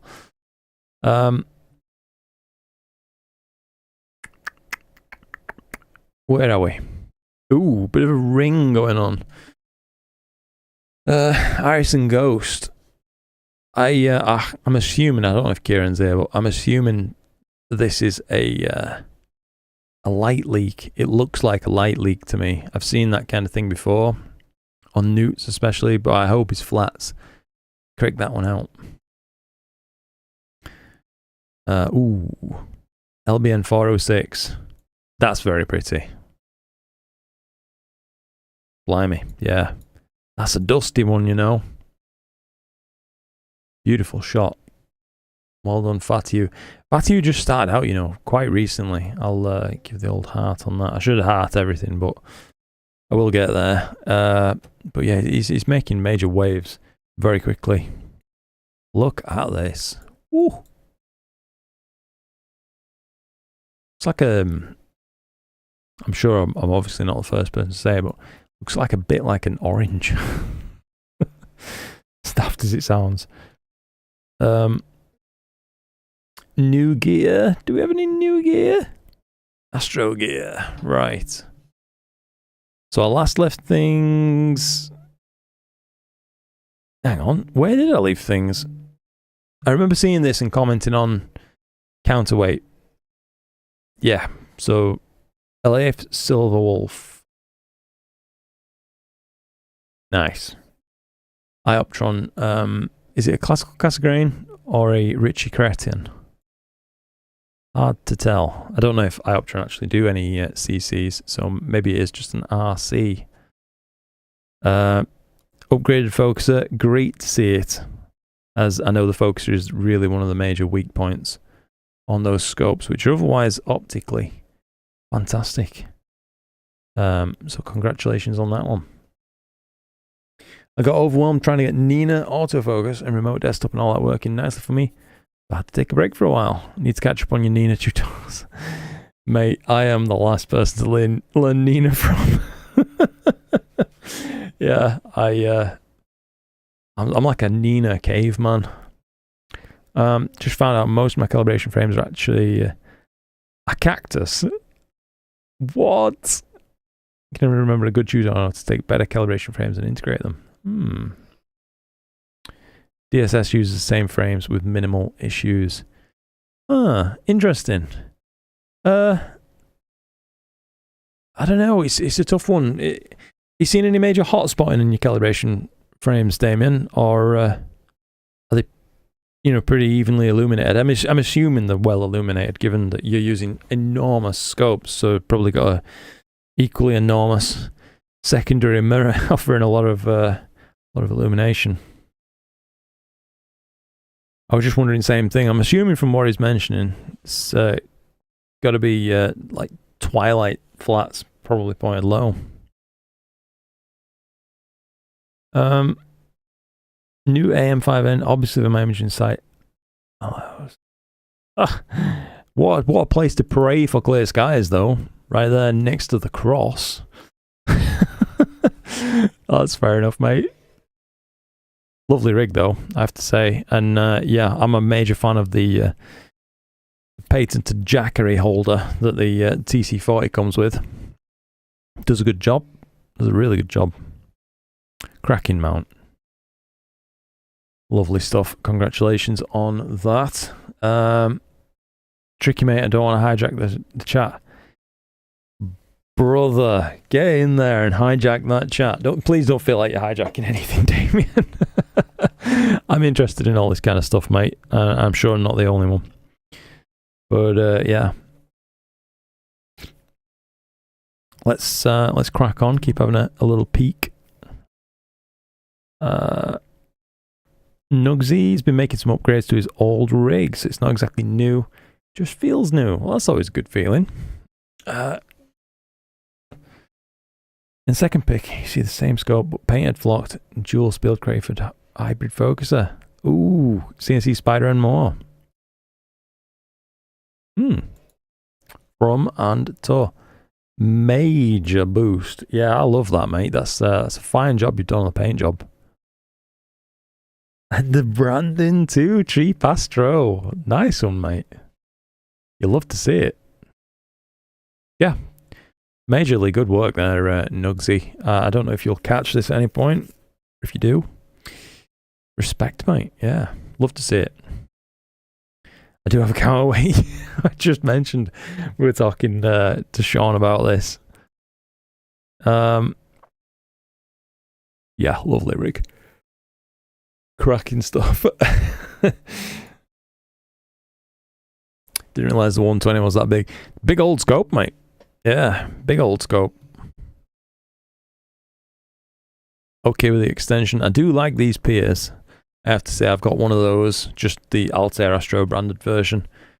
And pretty nice bit of kit. The only problem I have, I'm a bit lazy with the setup. I don't particularly like the clamp, like collar mechanism, as you have to wind like it down a long way and then clatter the legs up at night, which makes a lot of noise. I don't want to like wake my neighbours up and stuff like that. So really, ideally, I like to leave the thing set up and just carry it out, but it's kind of hard to get through a doorway, a standard size, you know, like entry exit door, not an internal door, with its legs fully extended. So I have to run them a little bit ran in. That makes sense. But yeah, other than that, slight issue. Very nice bit of kit.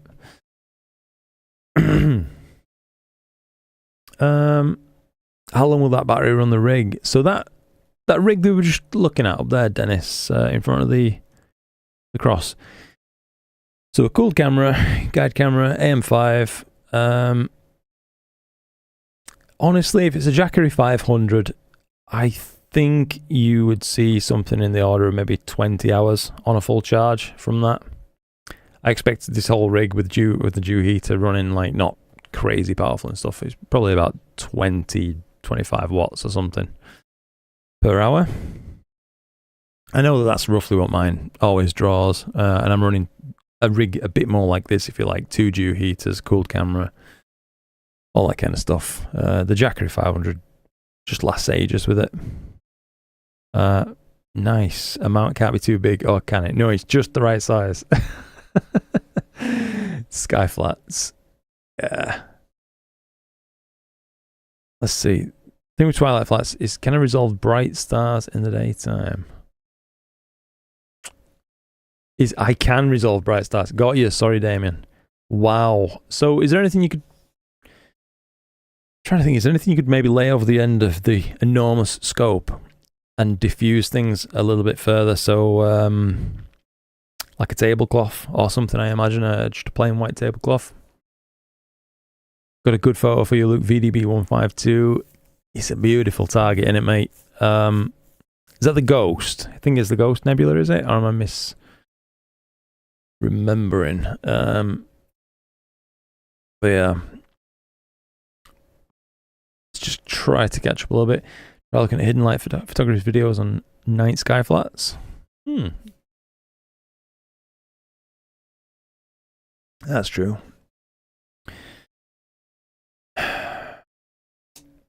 Many different types of tarantulas, eh? From adult Goliath bird eaters.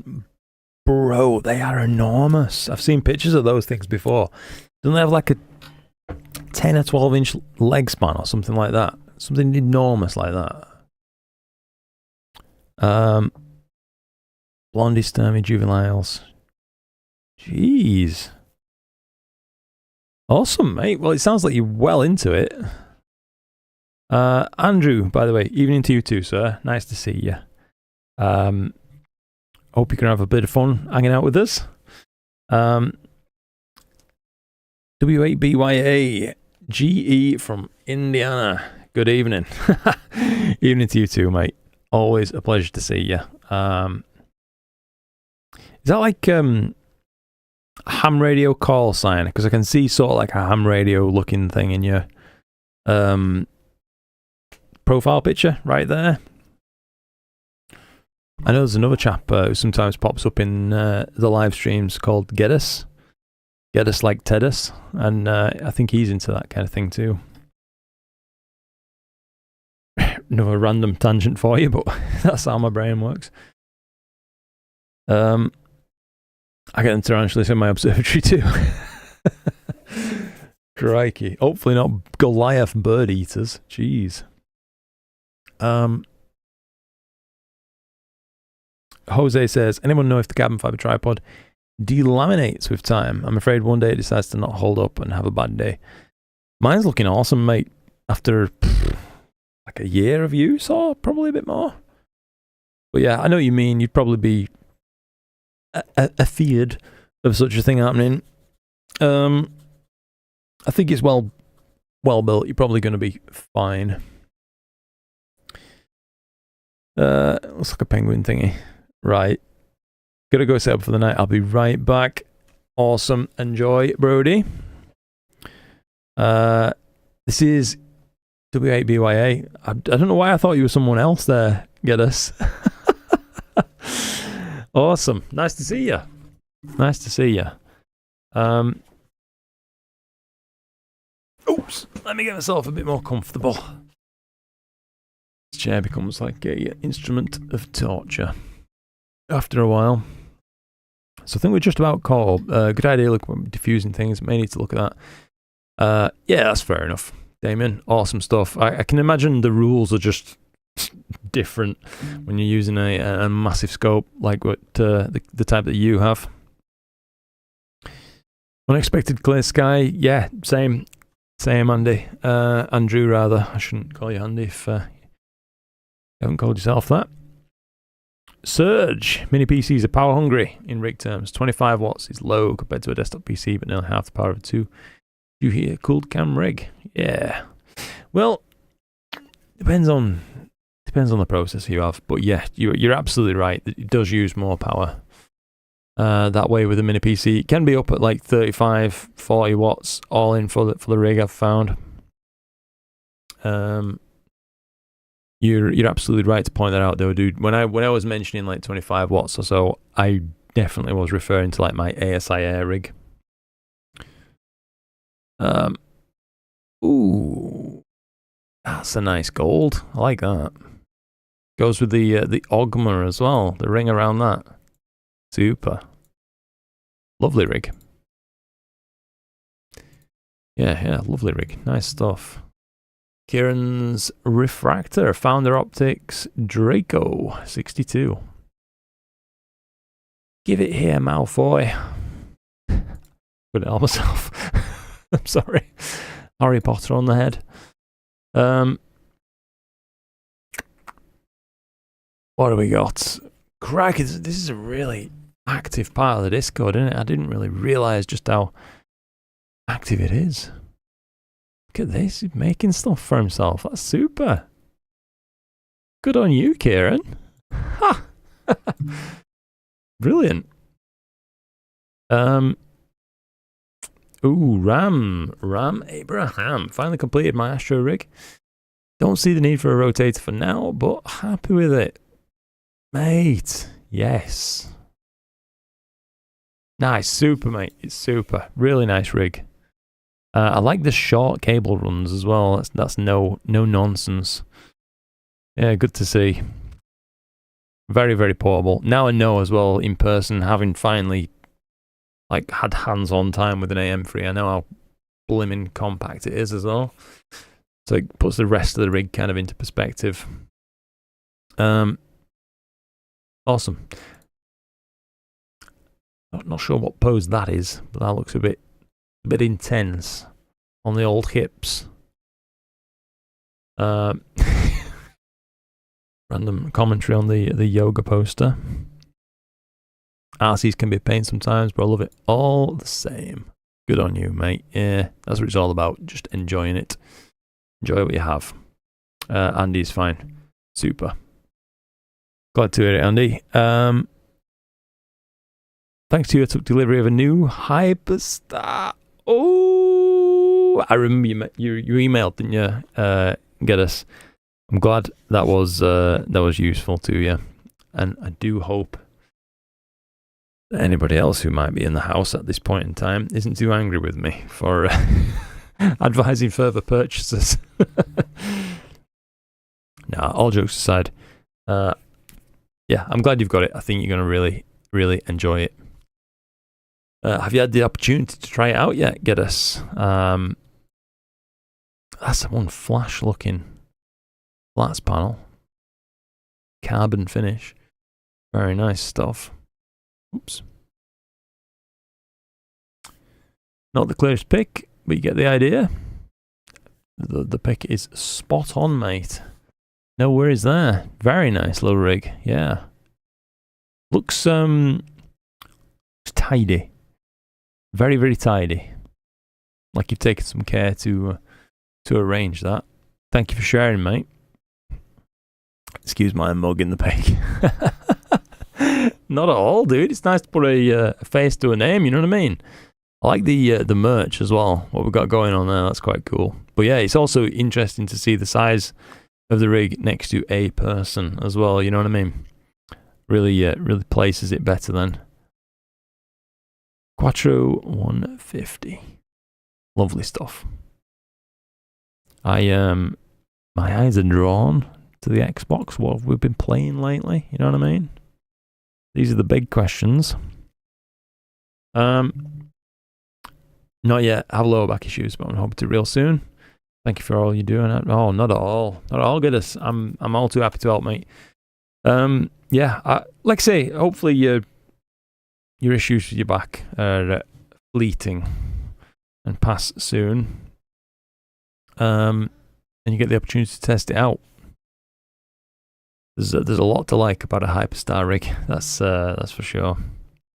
Did we have non-astro images as well? I'm trying to find the channel. Definitely do. Non-astro photos, yeah. I'm just blind to it. Ooh, some fireworks. Oh, one of my old paintings. Yeah, nothing too much new there. What's this? The Sophia. Ah.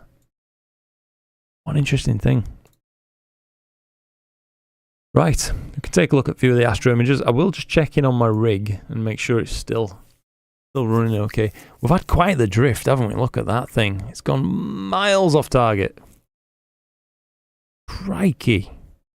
You know, I'm almost tempted to stop, reset, and restart that. We'll turn off the autofocus and start though. No need to trigger that again, I reckon.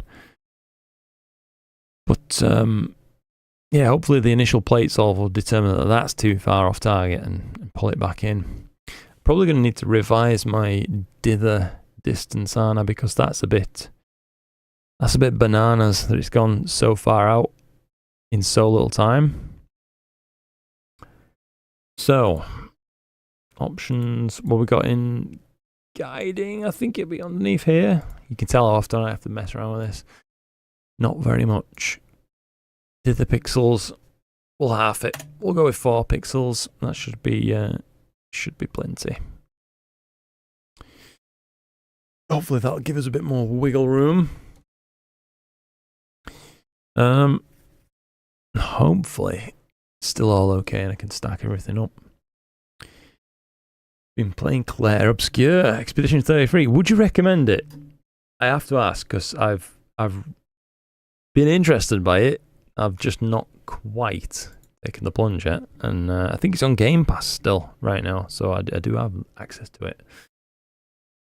Just not giving it the time. So anyway, everything else looks fine on this. We're just going to let it image away while I catch up with the Discord. For a little bit. Let's get myself in position. ChatGPT 5 give good dither setting for my rig. I was surprised at how well it did. That's good to it, mate. Yeah. Right. I guess we'll just start from the top for now. Oh,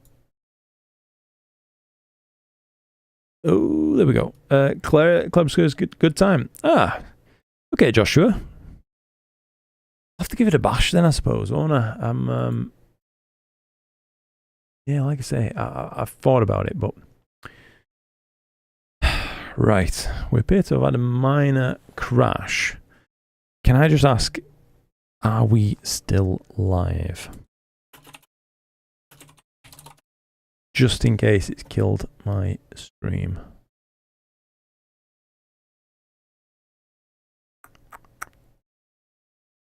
I very much hope not.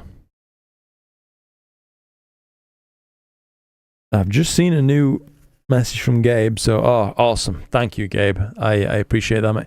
Although I know literally nothing of gaming, but just had my boss consistently recommending Expedition 33. You'll probably like it. Super. Yeah, thank you guys. Appreciate that. Yeah, I don't know what the heck's going on, but my it wasn't actually even my streaming software that crashed this time. It's the browser page that it's like going through. So annoying, but yeah. Thanks very much for that, guys. It seems we've recovered in time and we're good to start. So let's kick things off with the Witcher's Broom. 14 3-minute HA subs, 3 5-minute Oxygen 3 subs, so really limited data set. 533 mm Pro, aperture 72mm, FPL 53 doublet. Okie dokie. Beautiful. Yeah, just a really beautiful shot, mate, for such a limited integration time as well. You've done a wonderful job with that. So well done. Yeah, well done. I did myself take an image of this just recently. I'm not like here's my image or anything. I just wanted, we are looking at the veil, so I'll show mine as well. With the SQA 55 2600 Air and a dual narrowband filter, we came up with this, and yeah, pretty happy with how the image came out. It's my best image of the veil yet, I would say. It's not a target that I've overly attacked. You know what I mean? I've shot it certainly in the past, but not again and again. Looking, however, I would say that I would like my black level rather, to be somewhere in between Seb's and my own. I think looking back on this image now, I've maybe left it a little bit bright overall. We did an astrophotography simulator game. Start with a simple DSLR and finish with a James Webb. Yes, mate. Like work your way up through the ranks, like. Another one from Seb with a C6 with StarZona reducer. Okay. 15 sulfur, 14 HA, 3 5-minute subs of oxygen as well. Another nice one. Loads of detail. His processing is on point. Well done there. Well done there, Seb. Locaton posted this for us just at the start of the stream. 66 20-second subs, so extremely limited data set. ASF 533 MCP. I'll have to don't usually like clicking any links. I'm majorly sketched out by links usually. But yeah, okay, that is a lot of detail. I think that's that texture we were kind of seeing hints at. It's really well rendered. I love the black level's perfect. The amount of detail on display is perfect. Star shape, size, color, spot on. Very, very impressive for such a short integration time, mate. I think, yeah, 3 cheers for you. That's cracking. Oh, you got another one. 3718. I've shot this target before. Lovely shot. Yeah, well done. Fantastic. Thank you for sharing that one, mate. Chuck. Love to see what Chuck's been getting up to. Captured it with my Celestial Raster telescope, 533 MC color, and an Antler L filter, 260. Throat's getting a bit dry. 30-second subs. Okay. Certainly added some luster to his cluster. It's glowing, is that? I like the appearance.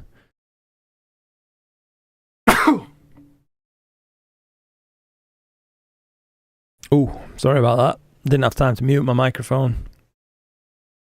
Good old sneezeroonie crept upon me. Apologies to anybody listening with big speakers or headphones or something. Blowing your bloody drivers out. My apologies. Here it is offered in a wider context as well. Really attractive. Cracking job, Chuck. As always. Cluster's got luster. Yeah. Can you try Ascar 160 Apo? Asks Jamif. It's not something on my radar right now. I'll be honest, mate. God, it's made my voice go really weird, hasn't it? That sneeze, it's exploded my nostrils. Thank you, Milkman. Yeah, I've had a couple of opportunities to test bits and bats out, but nothing really that's tickled my pickle. I'm just a bit here and there about them. Certainly haven't been offered a 160 Apo to test out, but yeah, just like I said, just lately I've been that busy with general life and dad stuff that I've not worried myself too much. I used to beat myself up badly, I'll be honest with you, if I missed like an upload or a week or something like that. But it's just such a negative way to live that it spirals in on itself. You end up feeling like your own worst enemy. 3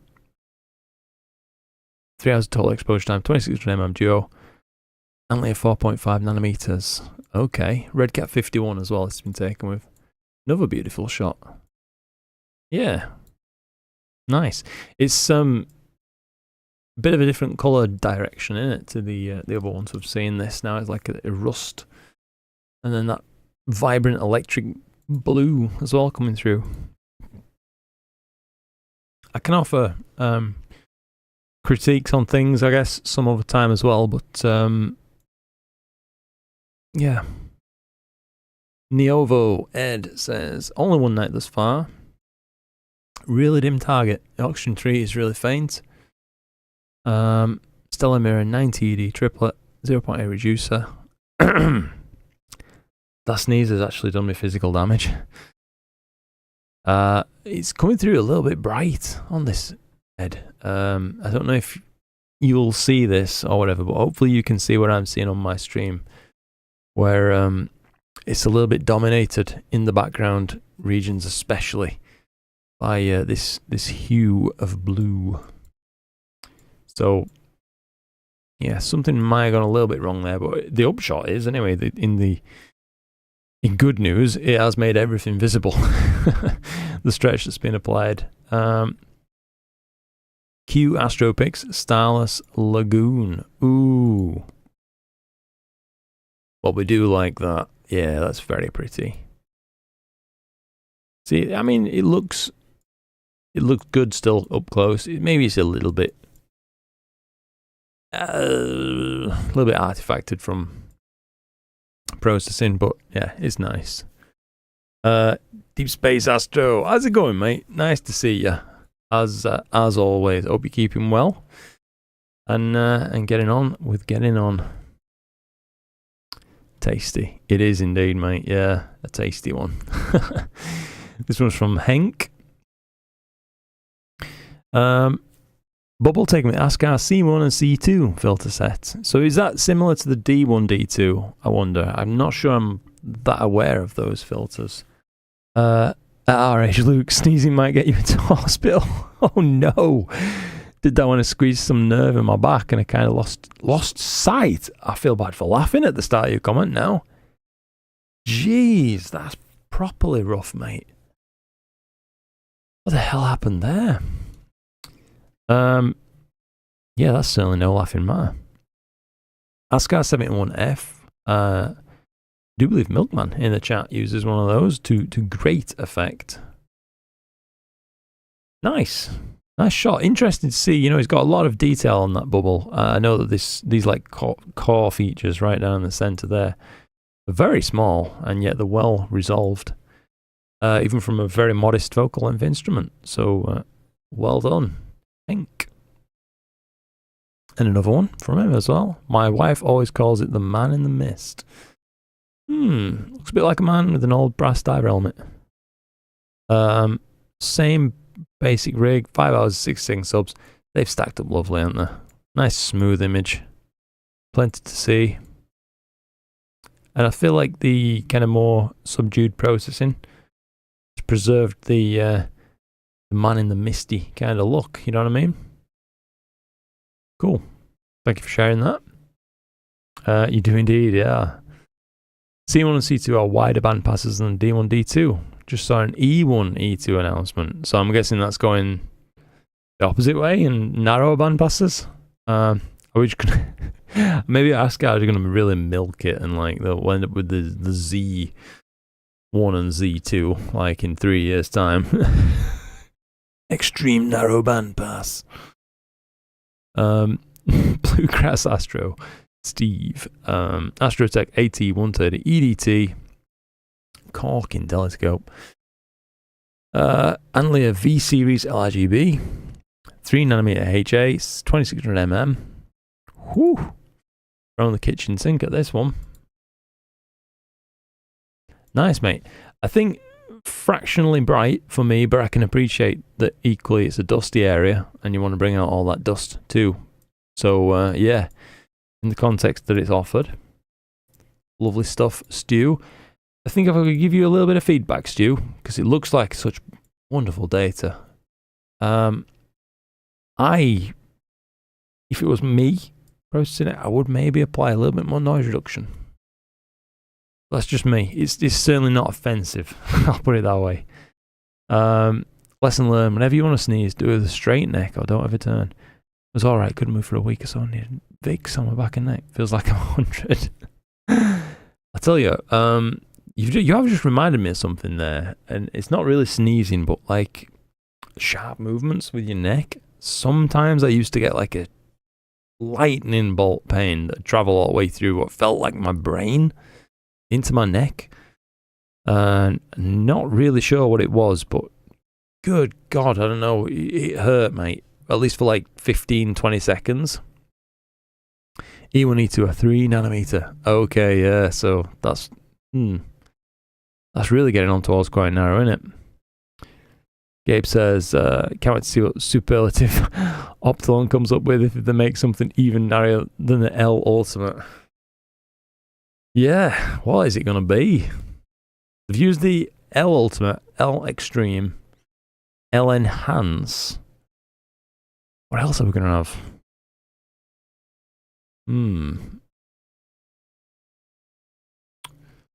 The L Fantastico. Sorry, I just jumped straight into this without looking. First time using a CCD camera. Ooh, okay, Julian. Big moment then, mate. And narrowband filters. I'd appreciate any critique. Okay, so since Julian has asked for critique, I shall give it. Feedback on things I should improve on. 2600mm Duo, so wonderful camera. Redcat 51 and Antlia 2-inch 4.5nm SHO filters. 3 hours of exposure. Super. All right then. So I mean, right off, I like what you've done. I think you've got an image basically free of gradients, largely. So either your flat fielding is on point, or your gradient removal is, or maybe a bit of both. So yeah, great stuff there. That's something to be applauded. The background color balance is a bit wonky. I will say that it's maybe biased towards a oddly like a greenish purple. It's quite hard to depict exactly what is going on there, because you know they're almost opposite one another in terms of a color wheel, if you like. But that's what it is. That's what I'm picking up. I'm seeing streaking of hot pixels. So if you could figure out how to introduce dithering into your capture routine, that'd be a major improvement for you. So you'd get rid of all this correlated raining noise that's ripping through the image right there. But yeah, overall, a nice shot. I think I shan't mention too much about the coloration because it's a different approach, and I actually quite like what you've done, because you know we've all seen this region in SHO just standard, and this is something a little bit different. So yeah, the last thing I'd want to do is quash creativity. Elephant in your wallet. The L synergy. Ooh, don't give him no ideas, Andy. That sounds just good enough that it might actually be on the cards, that one. Evening, by the way, it's Scott. Homie, how's it going, mate? Nice to see you. Hope you're keeping well. Sebati has taken some fantastic sun images here.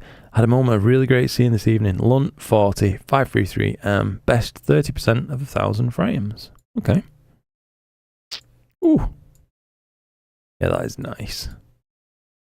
Out of interest, what does like BlurXTerminator do to stuff like this? Does it just completely... I know it shouldn't be used on it, or at least I bloody well expect it shouldn't, because there's no stars to draw a PSF model from for deconvolution. So that said, if you've ever tried it and you've gone a little bit off piste, have you ever tried BlurXTerminator on like a lunar image or an image of a planet? It can actually do some interesting things. I'm just wondering what it would look like on this. Shall we play with it just a moment? Shall we be sneaky? I'm going to be sneaky. I'm going to take a screenshot real quick. And that should be saved somewhere. All over there. Let's just open up PixInsight and see if... shouldn't be messing around like this, should I? But just too tempting. I'm going to pull a sneaky on you.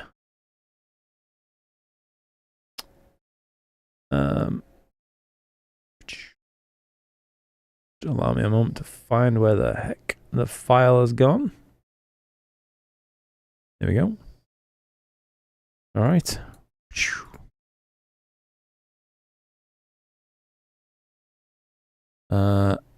This is illegal, by the way. This is highly illegal, what I'm about to do. I don't know what the results are going to be. Just see what happens.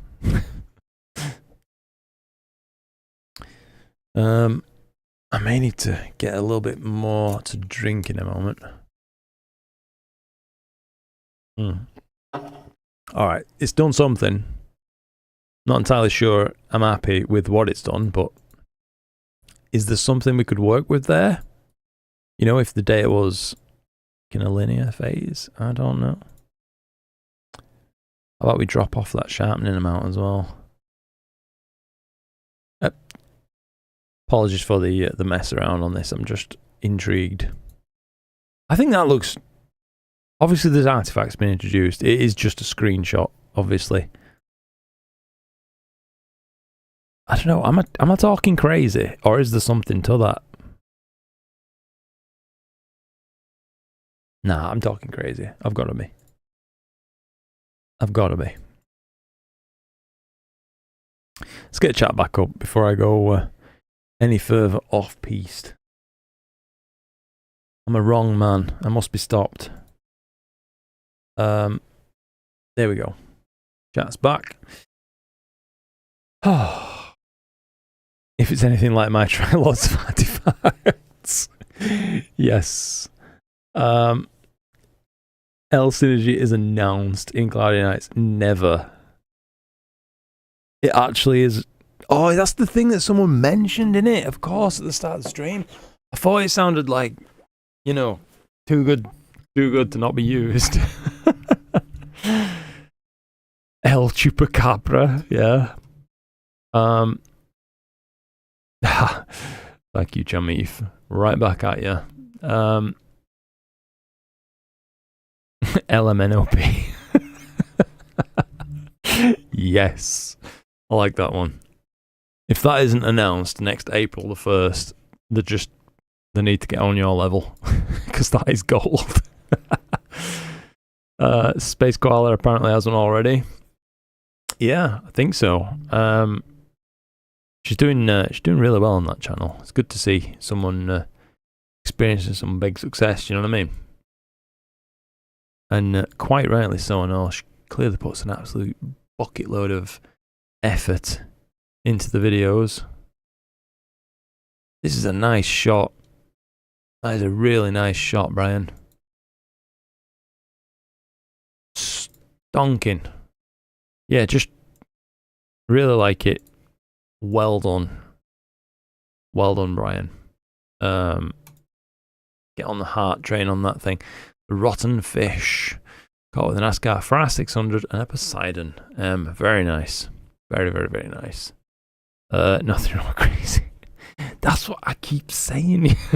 I'm glad we're on the same page there, mate. Out of all the LLGM filters. Oh, mate. Has anybody been following the Interstellar Visitor that we've got? I keep seeing, like, my YouTube feed is just peppered with conspiratorial stuff like, it's an alien ship, it's on its way, it's judging humanity for worthiness. All sorts of stuff. It's a right laugh. I love it. Maybe that's what I need to start doing on the channel. You know what I mean? Just wild conspiracy videos. Perhaps not, but it'd please me for a while. Nice working on Andromeda, mate. Interestingly, it looks like a lot of the stars have a little red ring around them, which is something a bit different. About 9 hours of RGB data, 6 hours that tossed due to tracking issues. Hey, that's good on you though, mate, for you know, getting rid of the crap, if you like. I think a lot of people aren't ruthless enough with the data. This is Alan, Pabs Astro. The Christmas tree. Cone. Reprocess small data. I'm loving this software. Should have bought it years ago.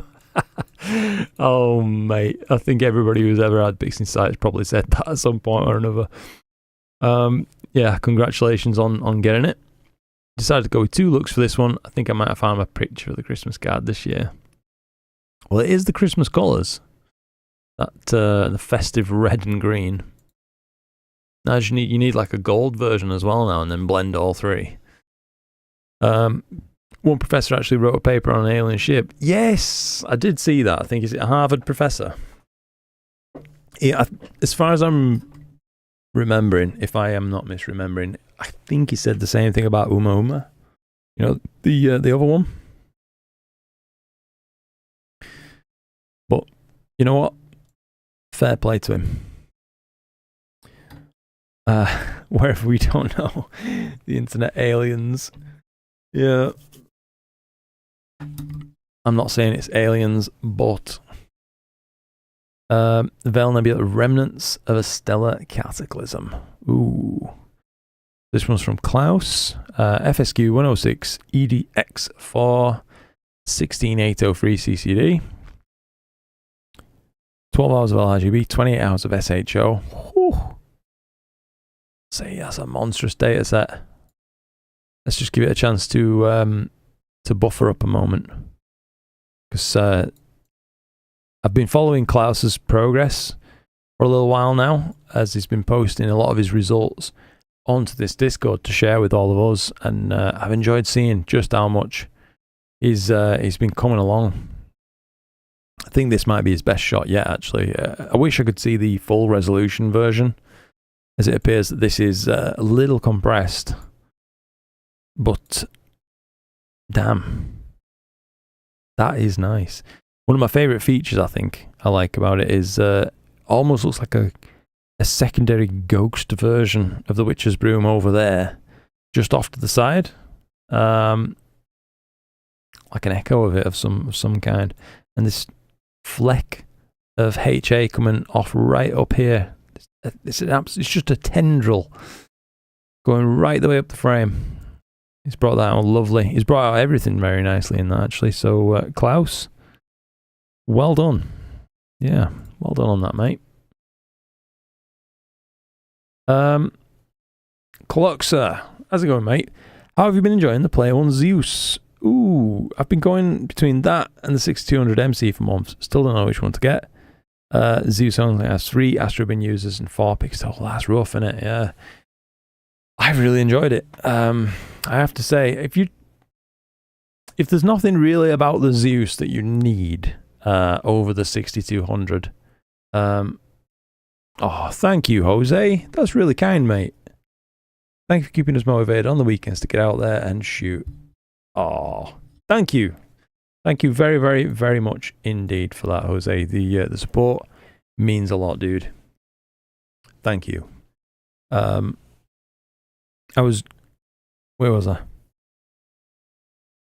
Oh yeah, 455s. So the full frame camera. I'll try to finish my flow for. Let's face it, we don't keep these objects forever, generally speaking. You are at some point probably going to want to sell it to get the next thing that comes out inevitably down the line. I feel like potentially the ZWO might have an easier resale, like a higher resale value, for the reasons you've mentioned. There's a lot more of them out there, so people know they're buying a bit more of a known quantity. That's not to say I don't think the Player One would be every bit as good, because I do. I certainly do. It's just ZWO's got a bit more momentum behind them on that particular sensor. But yeah, ultimately, if there's things that you like about the Player One over the ZWO, such as that rearward facing tilt adjustment plate, which is a big thing, then there's no reason not to go for it if it fits the bill. So yeah. The good news is there's no wrong answer. You could just toss a coin, and I know you shouldn't on such an expensive purchase, but you could, and I'm sure you'd be happy with either camera. So don't sway it too much. Bluegrass Astro Steve. Giraffe Nebula, 14 hours and 43 seconds. That's very specific. Integration 130 EDT refractor 26mm Pro. Antlia V Series LRGB, super duper stark. I like it. I like it a lot. Could stand a fraction of noise reduction for me. Again, I know we talked about this in Stu's previous image, but it's showing a lot of control in his processing, which I'm loving seeing. The colors, fantastic, and the overall contrast of the image invites the viewer's eye in, makes you want to search around it a bit more. Super. Glad to hear that, Cluxer. If you have any specific, like questions and things like that you were worried about with it, I'd be happy to try and answer whatever I can, mate. All I can tell you is I've got hands-on experience with that camera for a while now. It's been faultless. I've really enjoyed my my time with it. Thank you again, by the way, Jose. And thank you, Casey. I know his thing has gone over there, but again earlier for the support. I don't know if you're still in chat there, buddy. But yeah, I do appreciate the support. Sage of Astraeus, what's good, Luke? All is good, mate. I'm not too bad, thank you. Hope the same for you. Certainly do. MC Arono, Cocoon LRGB. 24 minutes of luminance and 15 minutes each of RGB. That ain't much time, is it, But we still made a nice capture. Plenty of that dust tail visible. Particularly like the colour, in the Cocoon. I have to say that's probably everybody's favourite feature, but it can be brought out to be like a beautiful pink that you don't really see in pretty much any other target, apart from perhaps around Orion in the broadband image. You can see some of that kind of pinkish colour come through, and the only other place I really see it often is the Cocoon. What's a good Wi-Fi device for Player One cameras, like a StellarMate Pro, or is there something you'd like to recommend? I personally can't recommend a StellarMate Pro or anything like that. I've had a nightmarish time trying to get that other one to work. I do hope they've taken the feedback on board properly and made adjustments, but yeah, been a bit of a nightmare, to be honest, dude. So that is a tough question. I don't have a good answer for you. Yeah, I'm afraid that's the reality of it from me, buddy. Taken with a 432mm with Daystar Quark using Scout, which is 72 ED. Tremendous. Like, when viewed like this, it looks absolutely mega. Obviously, it doesn't stand up as well when you zoom it in. You start to notice that mega high contrast appearance of it. But still, I like it. Richard M. Iris. Ooh, Richard.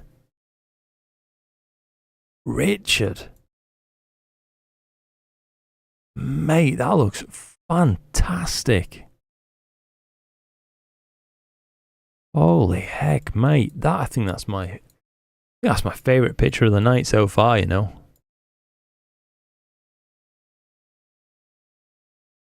That's inspiring stuff. That makes me want to shoot the Iris now. In particular, I do love some of these background galaxies. You know, these edge-ons and these flat-on irregulars, like these pair here, but they look like irregulars anyway. Oh, what a feel that image has to it. Don't know if that's coming through on the live stream, of course, but if you get the chance, jump on the Discord and have a look at that up close. Impressive. Really impressive processing. There's nothing I can offer on that, to be honest. Super. Just absolutely super. Well done there.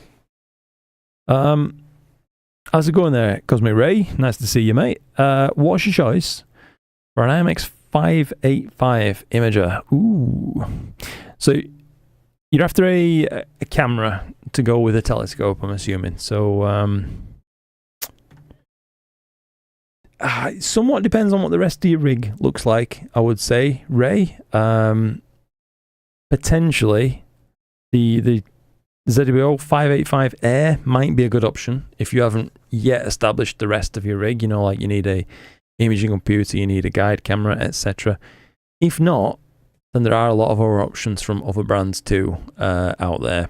The Player One, like we were talking about, the Uranus C Pro. That's a very fine version of the 585. And you can even get uncooled versions too, which are I used one for, I want to say, best part of a year or something like that. It sent like a good long while. Got some lovely images even with the uncooled version. So yeah. Trying to figure that out myself. You good, bro? Fair enough, Sage. Yeah, I do just use Nina. Yeah, basically, mate. So it depends on the rig, but usually I'm running like a mounted PC somewhere on the rig. But yeah, everything I just run, I run generally speaking through that. Nice looking dust. Usually don't see the Iris that way. I agree, Jose. I feel like Milkman, yours is a beautiful version of the Iris. I think this one's just struck me because of how punched in it is. Do you know what I mean? It almost feels like how to put it? You know, like you get that feeling sometimes from looking at professional images, like a space telescope, and they've always got that new perspective offered by the massive natural zoom that they're capable of. It kind of feels like that. I feel like it could be cropped to this and stand on its own 2 feet. It's such a well resolved shot.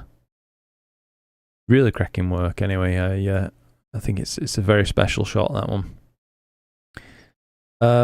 ZWO locks you into limited hardware. Yeah, in a way, yeah, it does. If you're on about using an ASI Air side of things, but I've never personally felt locked in. Do you know what I mean? But it's a fair argument.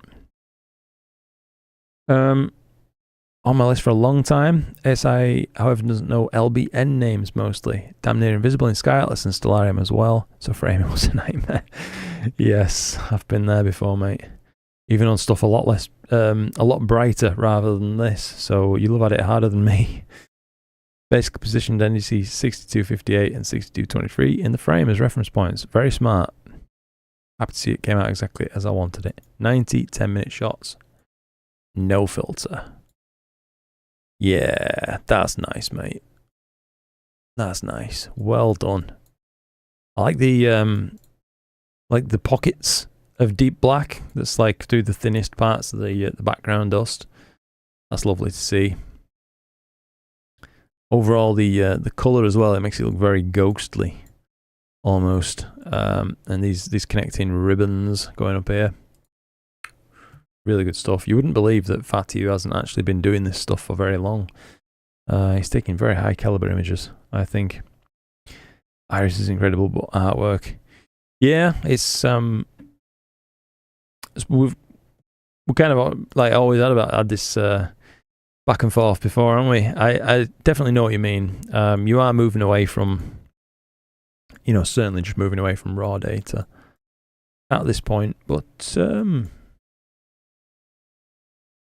the other hand, I've never felt the inspiration to kind of carry on, if you like, just by looking at unstretched data personally, data in its purest form.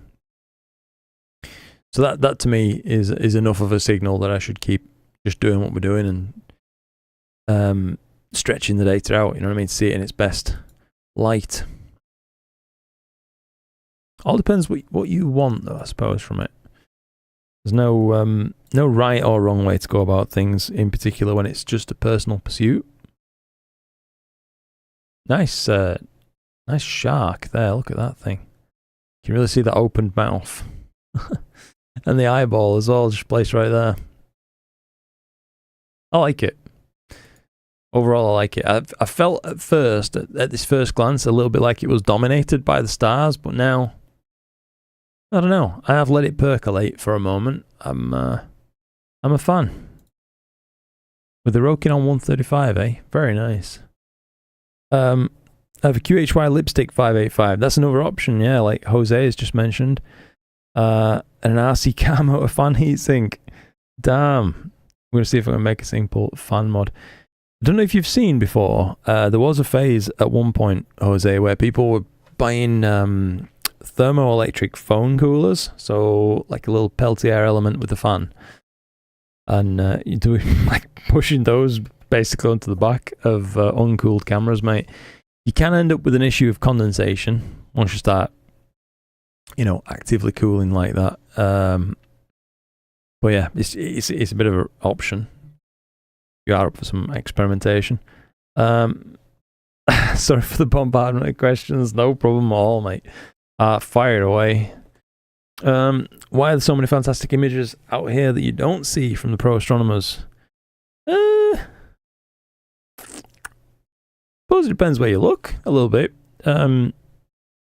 Certainly most of these targets that we're looking at have definitely been shot by the pros in a way, but a lot of the perspective that we amateurs, if you like, see these objects is in a wider context, due to the nature of the instruments that we kind of tend towards using, so shorter focal length stuff. So like if you're looking at something like there was an image just a little bit further up to try and punctuate what I'm talking about. This one's fairly punched in of the Pillars of Creation, you know, Hubble's famous shot. But it just looks so different because we're looking at it so zoomed out, whereas Hubble's shot was like this big, I think. As you'll know, I'm sure. So I think that's one of the things that can make them feel fresh and certainly adds some further validity to what we do. RAM. Okay, mate. VDB 152. So this is what I was talking about. I have shot this before. Yeah, I have. Wasn't the easiest to target. It is not. It's a doozy. 533 MC Pro AM3. So we saw Ram's rig. Don't know if you remember with the yoga pose background. I think it was.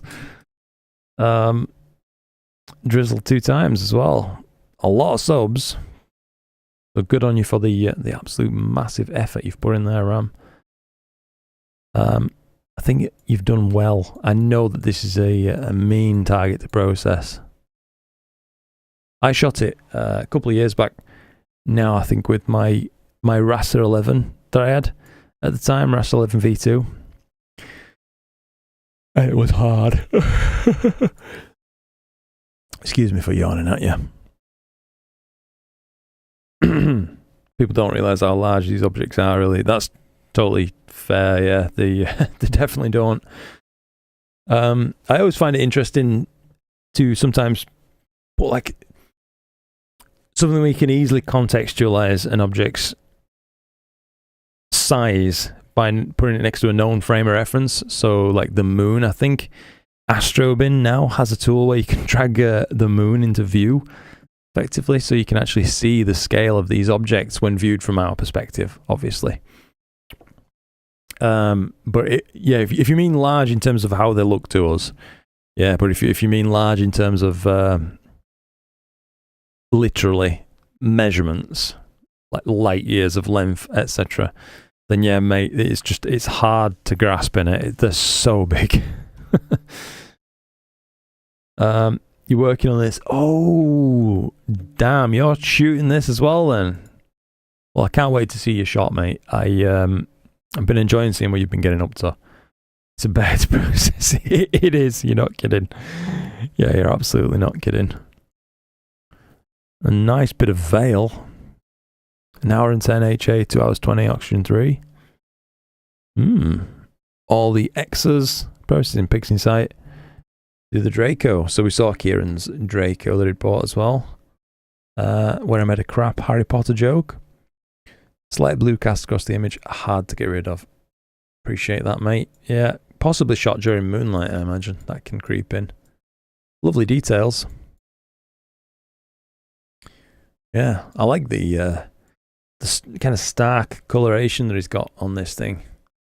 Without it looking, forced or anything like that. There's lots of texture that we can enjoy. Really get a feel for the structure of the object as well when you see it pushed to kind of this degree. Almost like ripples, this, isn't it? Ripples in crushed velvet or something like that. Like a velvet cape. Maybe that's just me. Very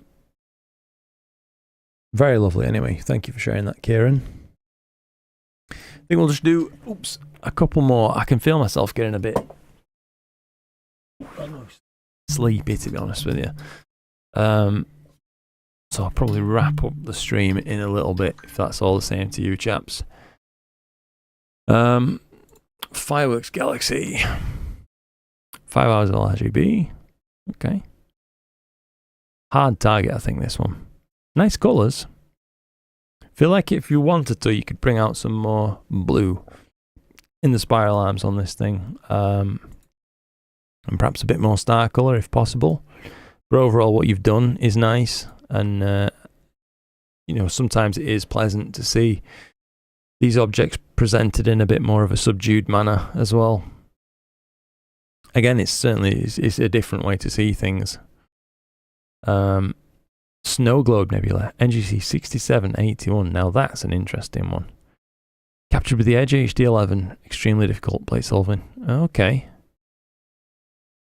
Constellation of Aquila. Oh, that's an interesting target. I've got to say that's a pretty one. 6781. Let me just we want Telescopius, of course. 6781. You should see how this thing would frame with the 585. So it's pretty low for me, but doable, I reckon. That could be added to the list, That could be on the cards. It reminds me in terms of its structure of the Ring Nebula itself, especially with how Richard has processed this one. With that like lagoon blue core going out to a more fiery outer edge. And again, I guess that's no surprise. Surprise, given that it's looks like another planetary nebula. Probably forms in a very similar way. We'll do this one. Richard's Cocoon. Not sure how I feel about this one, whether it's terrible, okay, or bad. So many different variations of it online. This is 20 hours with the raster rate, and perhaps I was expecting more. Well, I feel like this has been shot with a dual band filter or something like that, which is not the way for a cocoon shot, I don't think, because like we were just talking about before, I think this is one of those rare targets when if you shot it with broadband, you can bring out some interesting colours that you don't see often. The soft pinks kind of thing. That's something I like to see, perhaps should be celebrated. But there's nothing wrong with trying things different ways. So, all the same, well done. Another one from Fatu. M33, not very good at galaxy processing, as my setup is more suited for bigger nebula work. Okay. Still maybe an acceptable picture. 100 5-minute subs and 25 minutes each. H803. It is a nice shot, you know. Some of the stars have gone a bit bright, perhaps, but I don't know. I still like it. Background's perhaps a little crushed in some areas. I'm expecting he might have been fighting with gradients on this, and he's had to lower the black point a bit lower than he maybe would have liked. But it's still a very pretty shot. I think we'll look at just a couple more now. But we have to pack things up. I'm absolutely toasted tonight, chaps. Sorry it's not been a very long one, has it? Chucks M6 captured with the RASA 533MC Antler L filter. 256 30-second subs. Look at that, you know. Wow. I have to say, I really like what Chuck's captured here. This cluster offered in context with the rest of, like, it looks like part of the rift of the Milky Way. Just down there, it's so dense. I'm assuming it has to be something in that region. I don't particularly know exactly where M6 is, but I'm just guessing. It just gives a sense of scale, which I really like. So, yeah, well done on that one. Oh, crikey, Mike. Coming in hot with the support there, buddy. Thank you so much. Thanks for a great session and motivation chatting and images reviews to keep challenging us all. You're too kind, Mike. That does remind me, by the way, I do have that quiz, and if anybody in here can just help me with it for one moment, what I want to do is share this quiz with you for a second.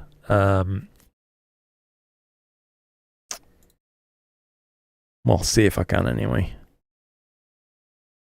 And basically all I'm looking to know is, does it work? So I've saved it as a HTML. I'm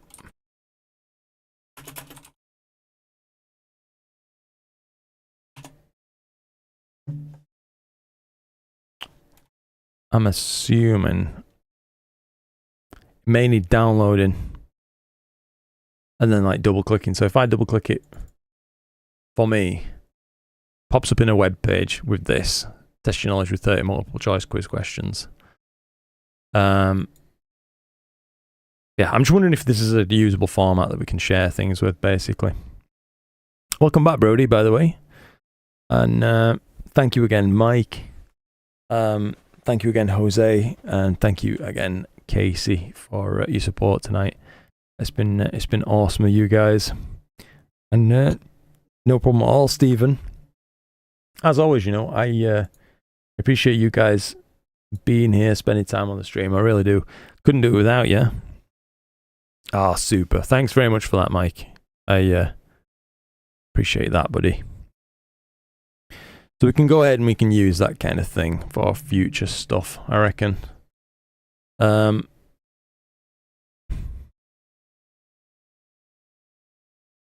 have to use an external app on my phone. Ah, okay. So it's not just opening in a web browser like I'd hoped. Right.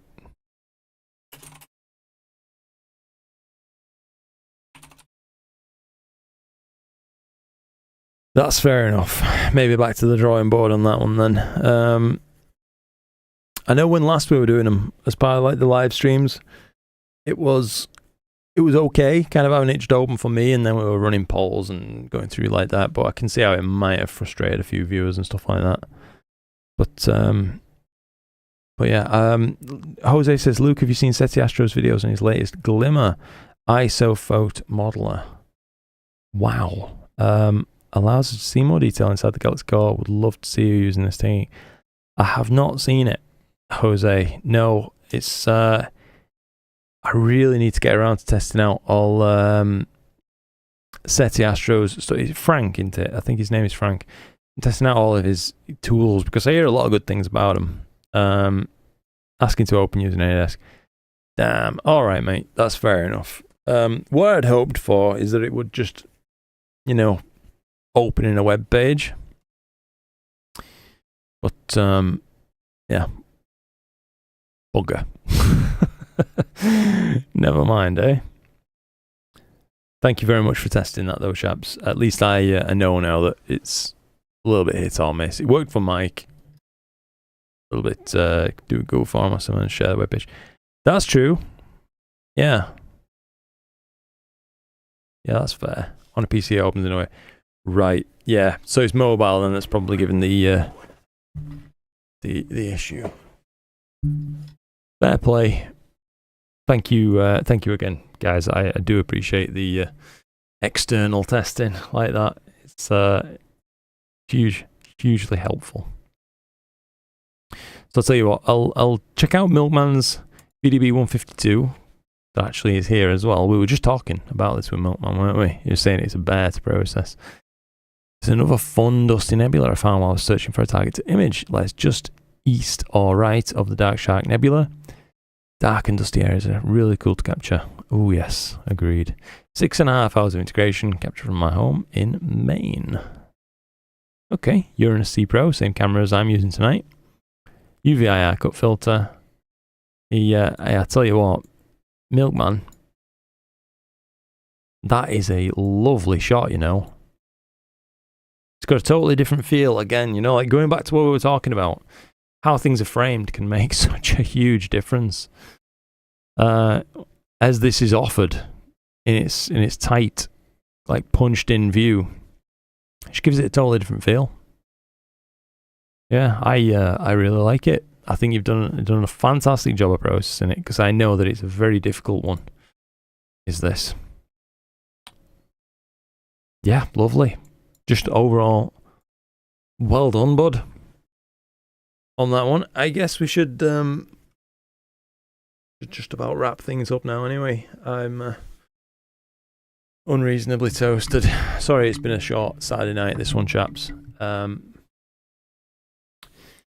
Greets down under, says Lex. Good to see you, Lex. I'm sorry, I'm just about to go. However, if you are interested in catching up with the stream once it's finished, it will be available, I think, basically immediately as a video on demand, which is, I hear reports from people that they do enjoy catching up after the fact on these things. So yeah. I've since flipped it. Fair. All right, mate. Night all. I'm glad to spend Saturday night. Well, thank you, Mike. I'm glad to spend my Saturday night with you guys too. Certainly am. Cosmic Rays streaming as well on Discord. Adventures in Astronomy right now. Good stuff, Ray. Good on you, mate. Ouch. Have a good session. All these images are incredible. They are, mate. Yeah, we've it's a talented bunch in here, you know. It really, really is. I've obviously got a lot more to get through. I need to do a big catch up, to be honest with you, at some point. It's just a bit much to wrestle with while you're feeling a bit knackered. Yeah, basically. Super. All right then, chaps. It's been a pleasure. As always, I hope you've enjoyed it. Sorry about the bit of a chaotic start to things that we had, going through a bunch of different targets and whatnot, but I feel like it were worth doing. I'm quite happy with that object selection that we ended up getting to after a bit of delving around. And yeah, I look forward to seeing you in another live stream whenever that is, basically. Wishing you a very good Sunday. It's been a blast, my friend. We'll catch you again. Oh, absolutely same back at you, buddy. Always a pleasure to spend some time with you and see what you've been getting up to. So all the best to all of you guys, and I will catch you as soon as I possibly can in the future. I will try my best to try and alert you a little bit ahead of time if you would like, but as I said, it's just one of those things I wrestle with a touch at the minute. But yeah, thank you. I will see you when I see you. Look after yourselves and clear skies.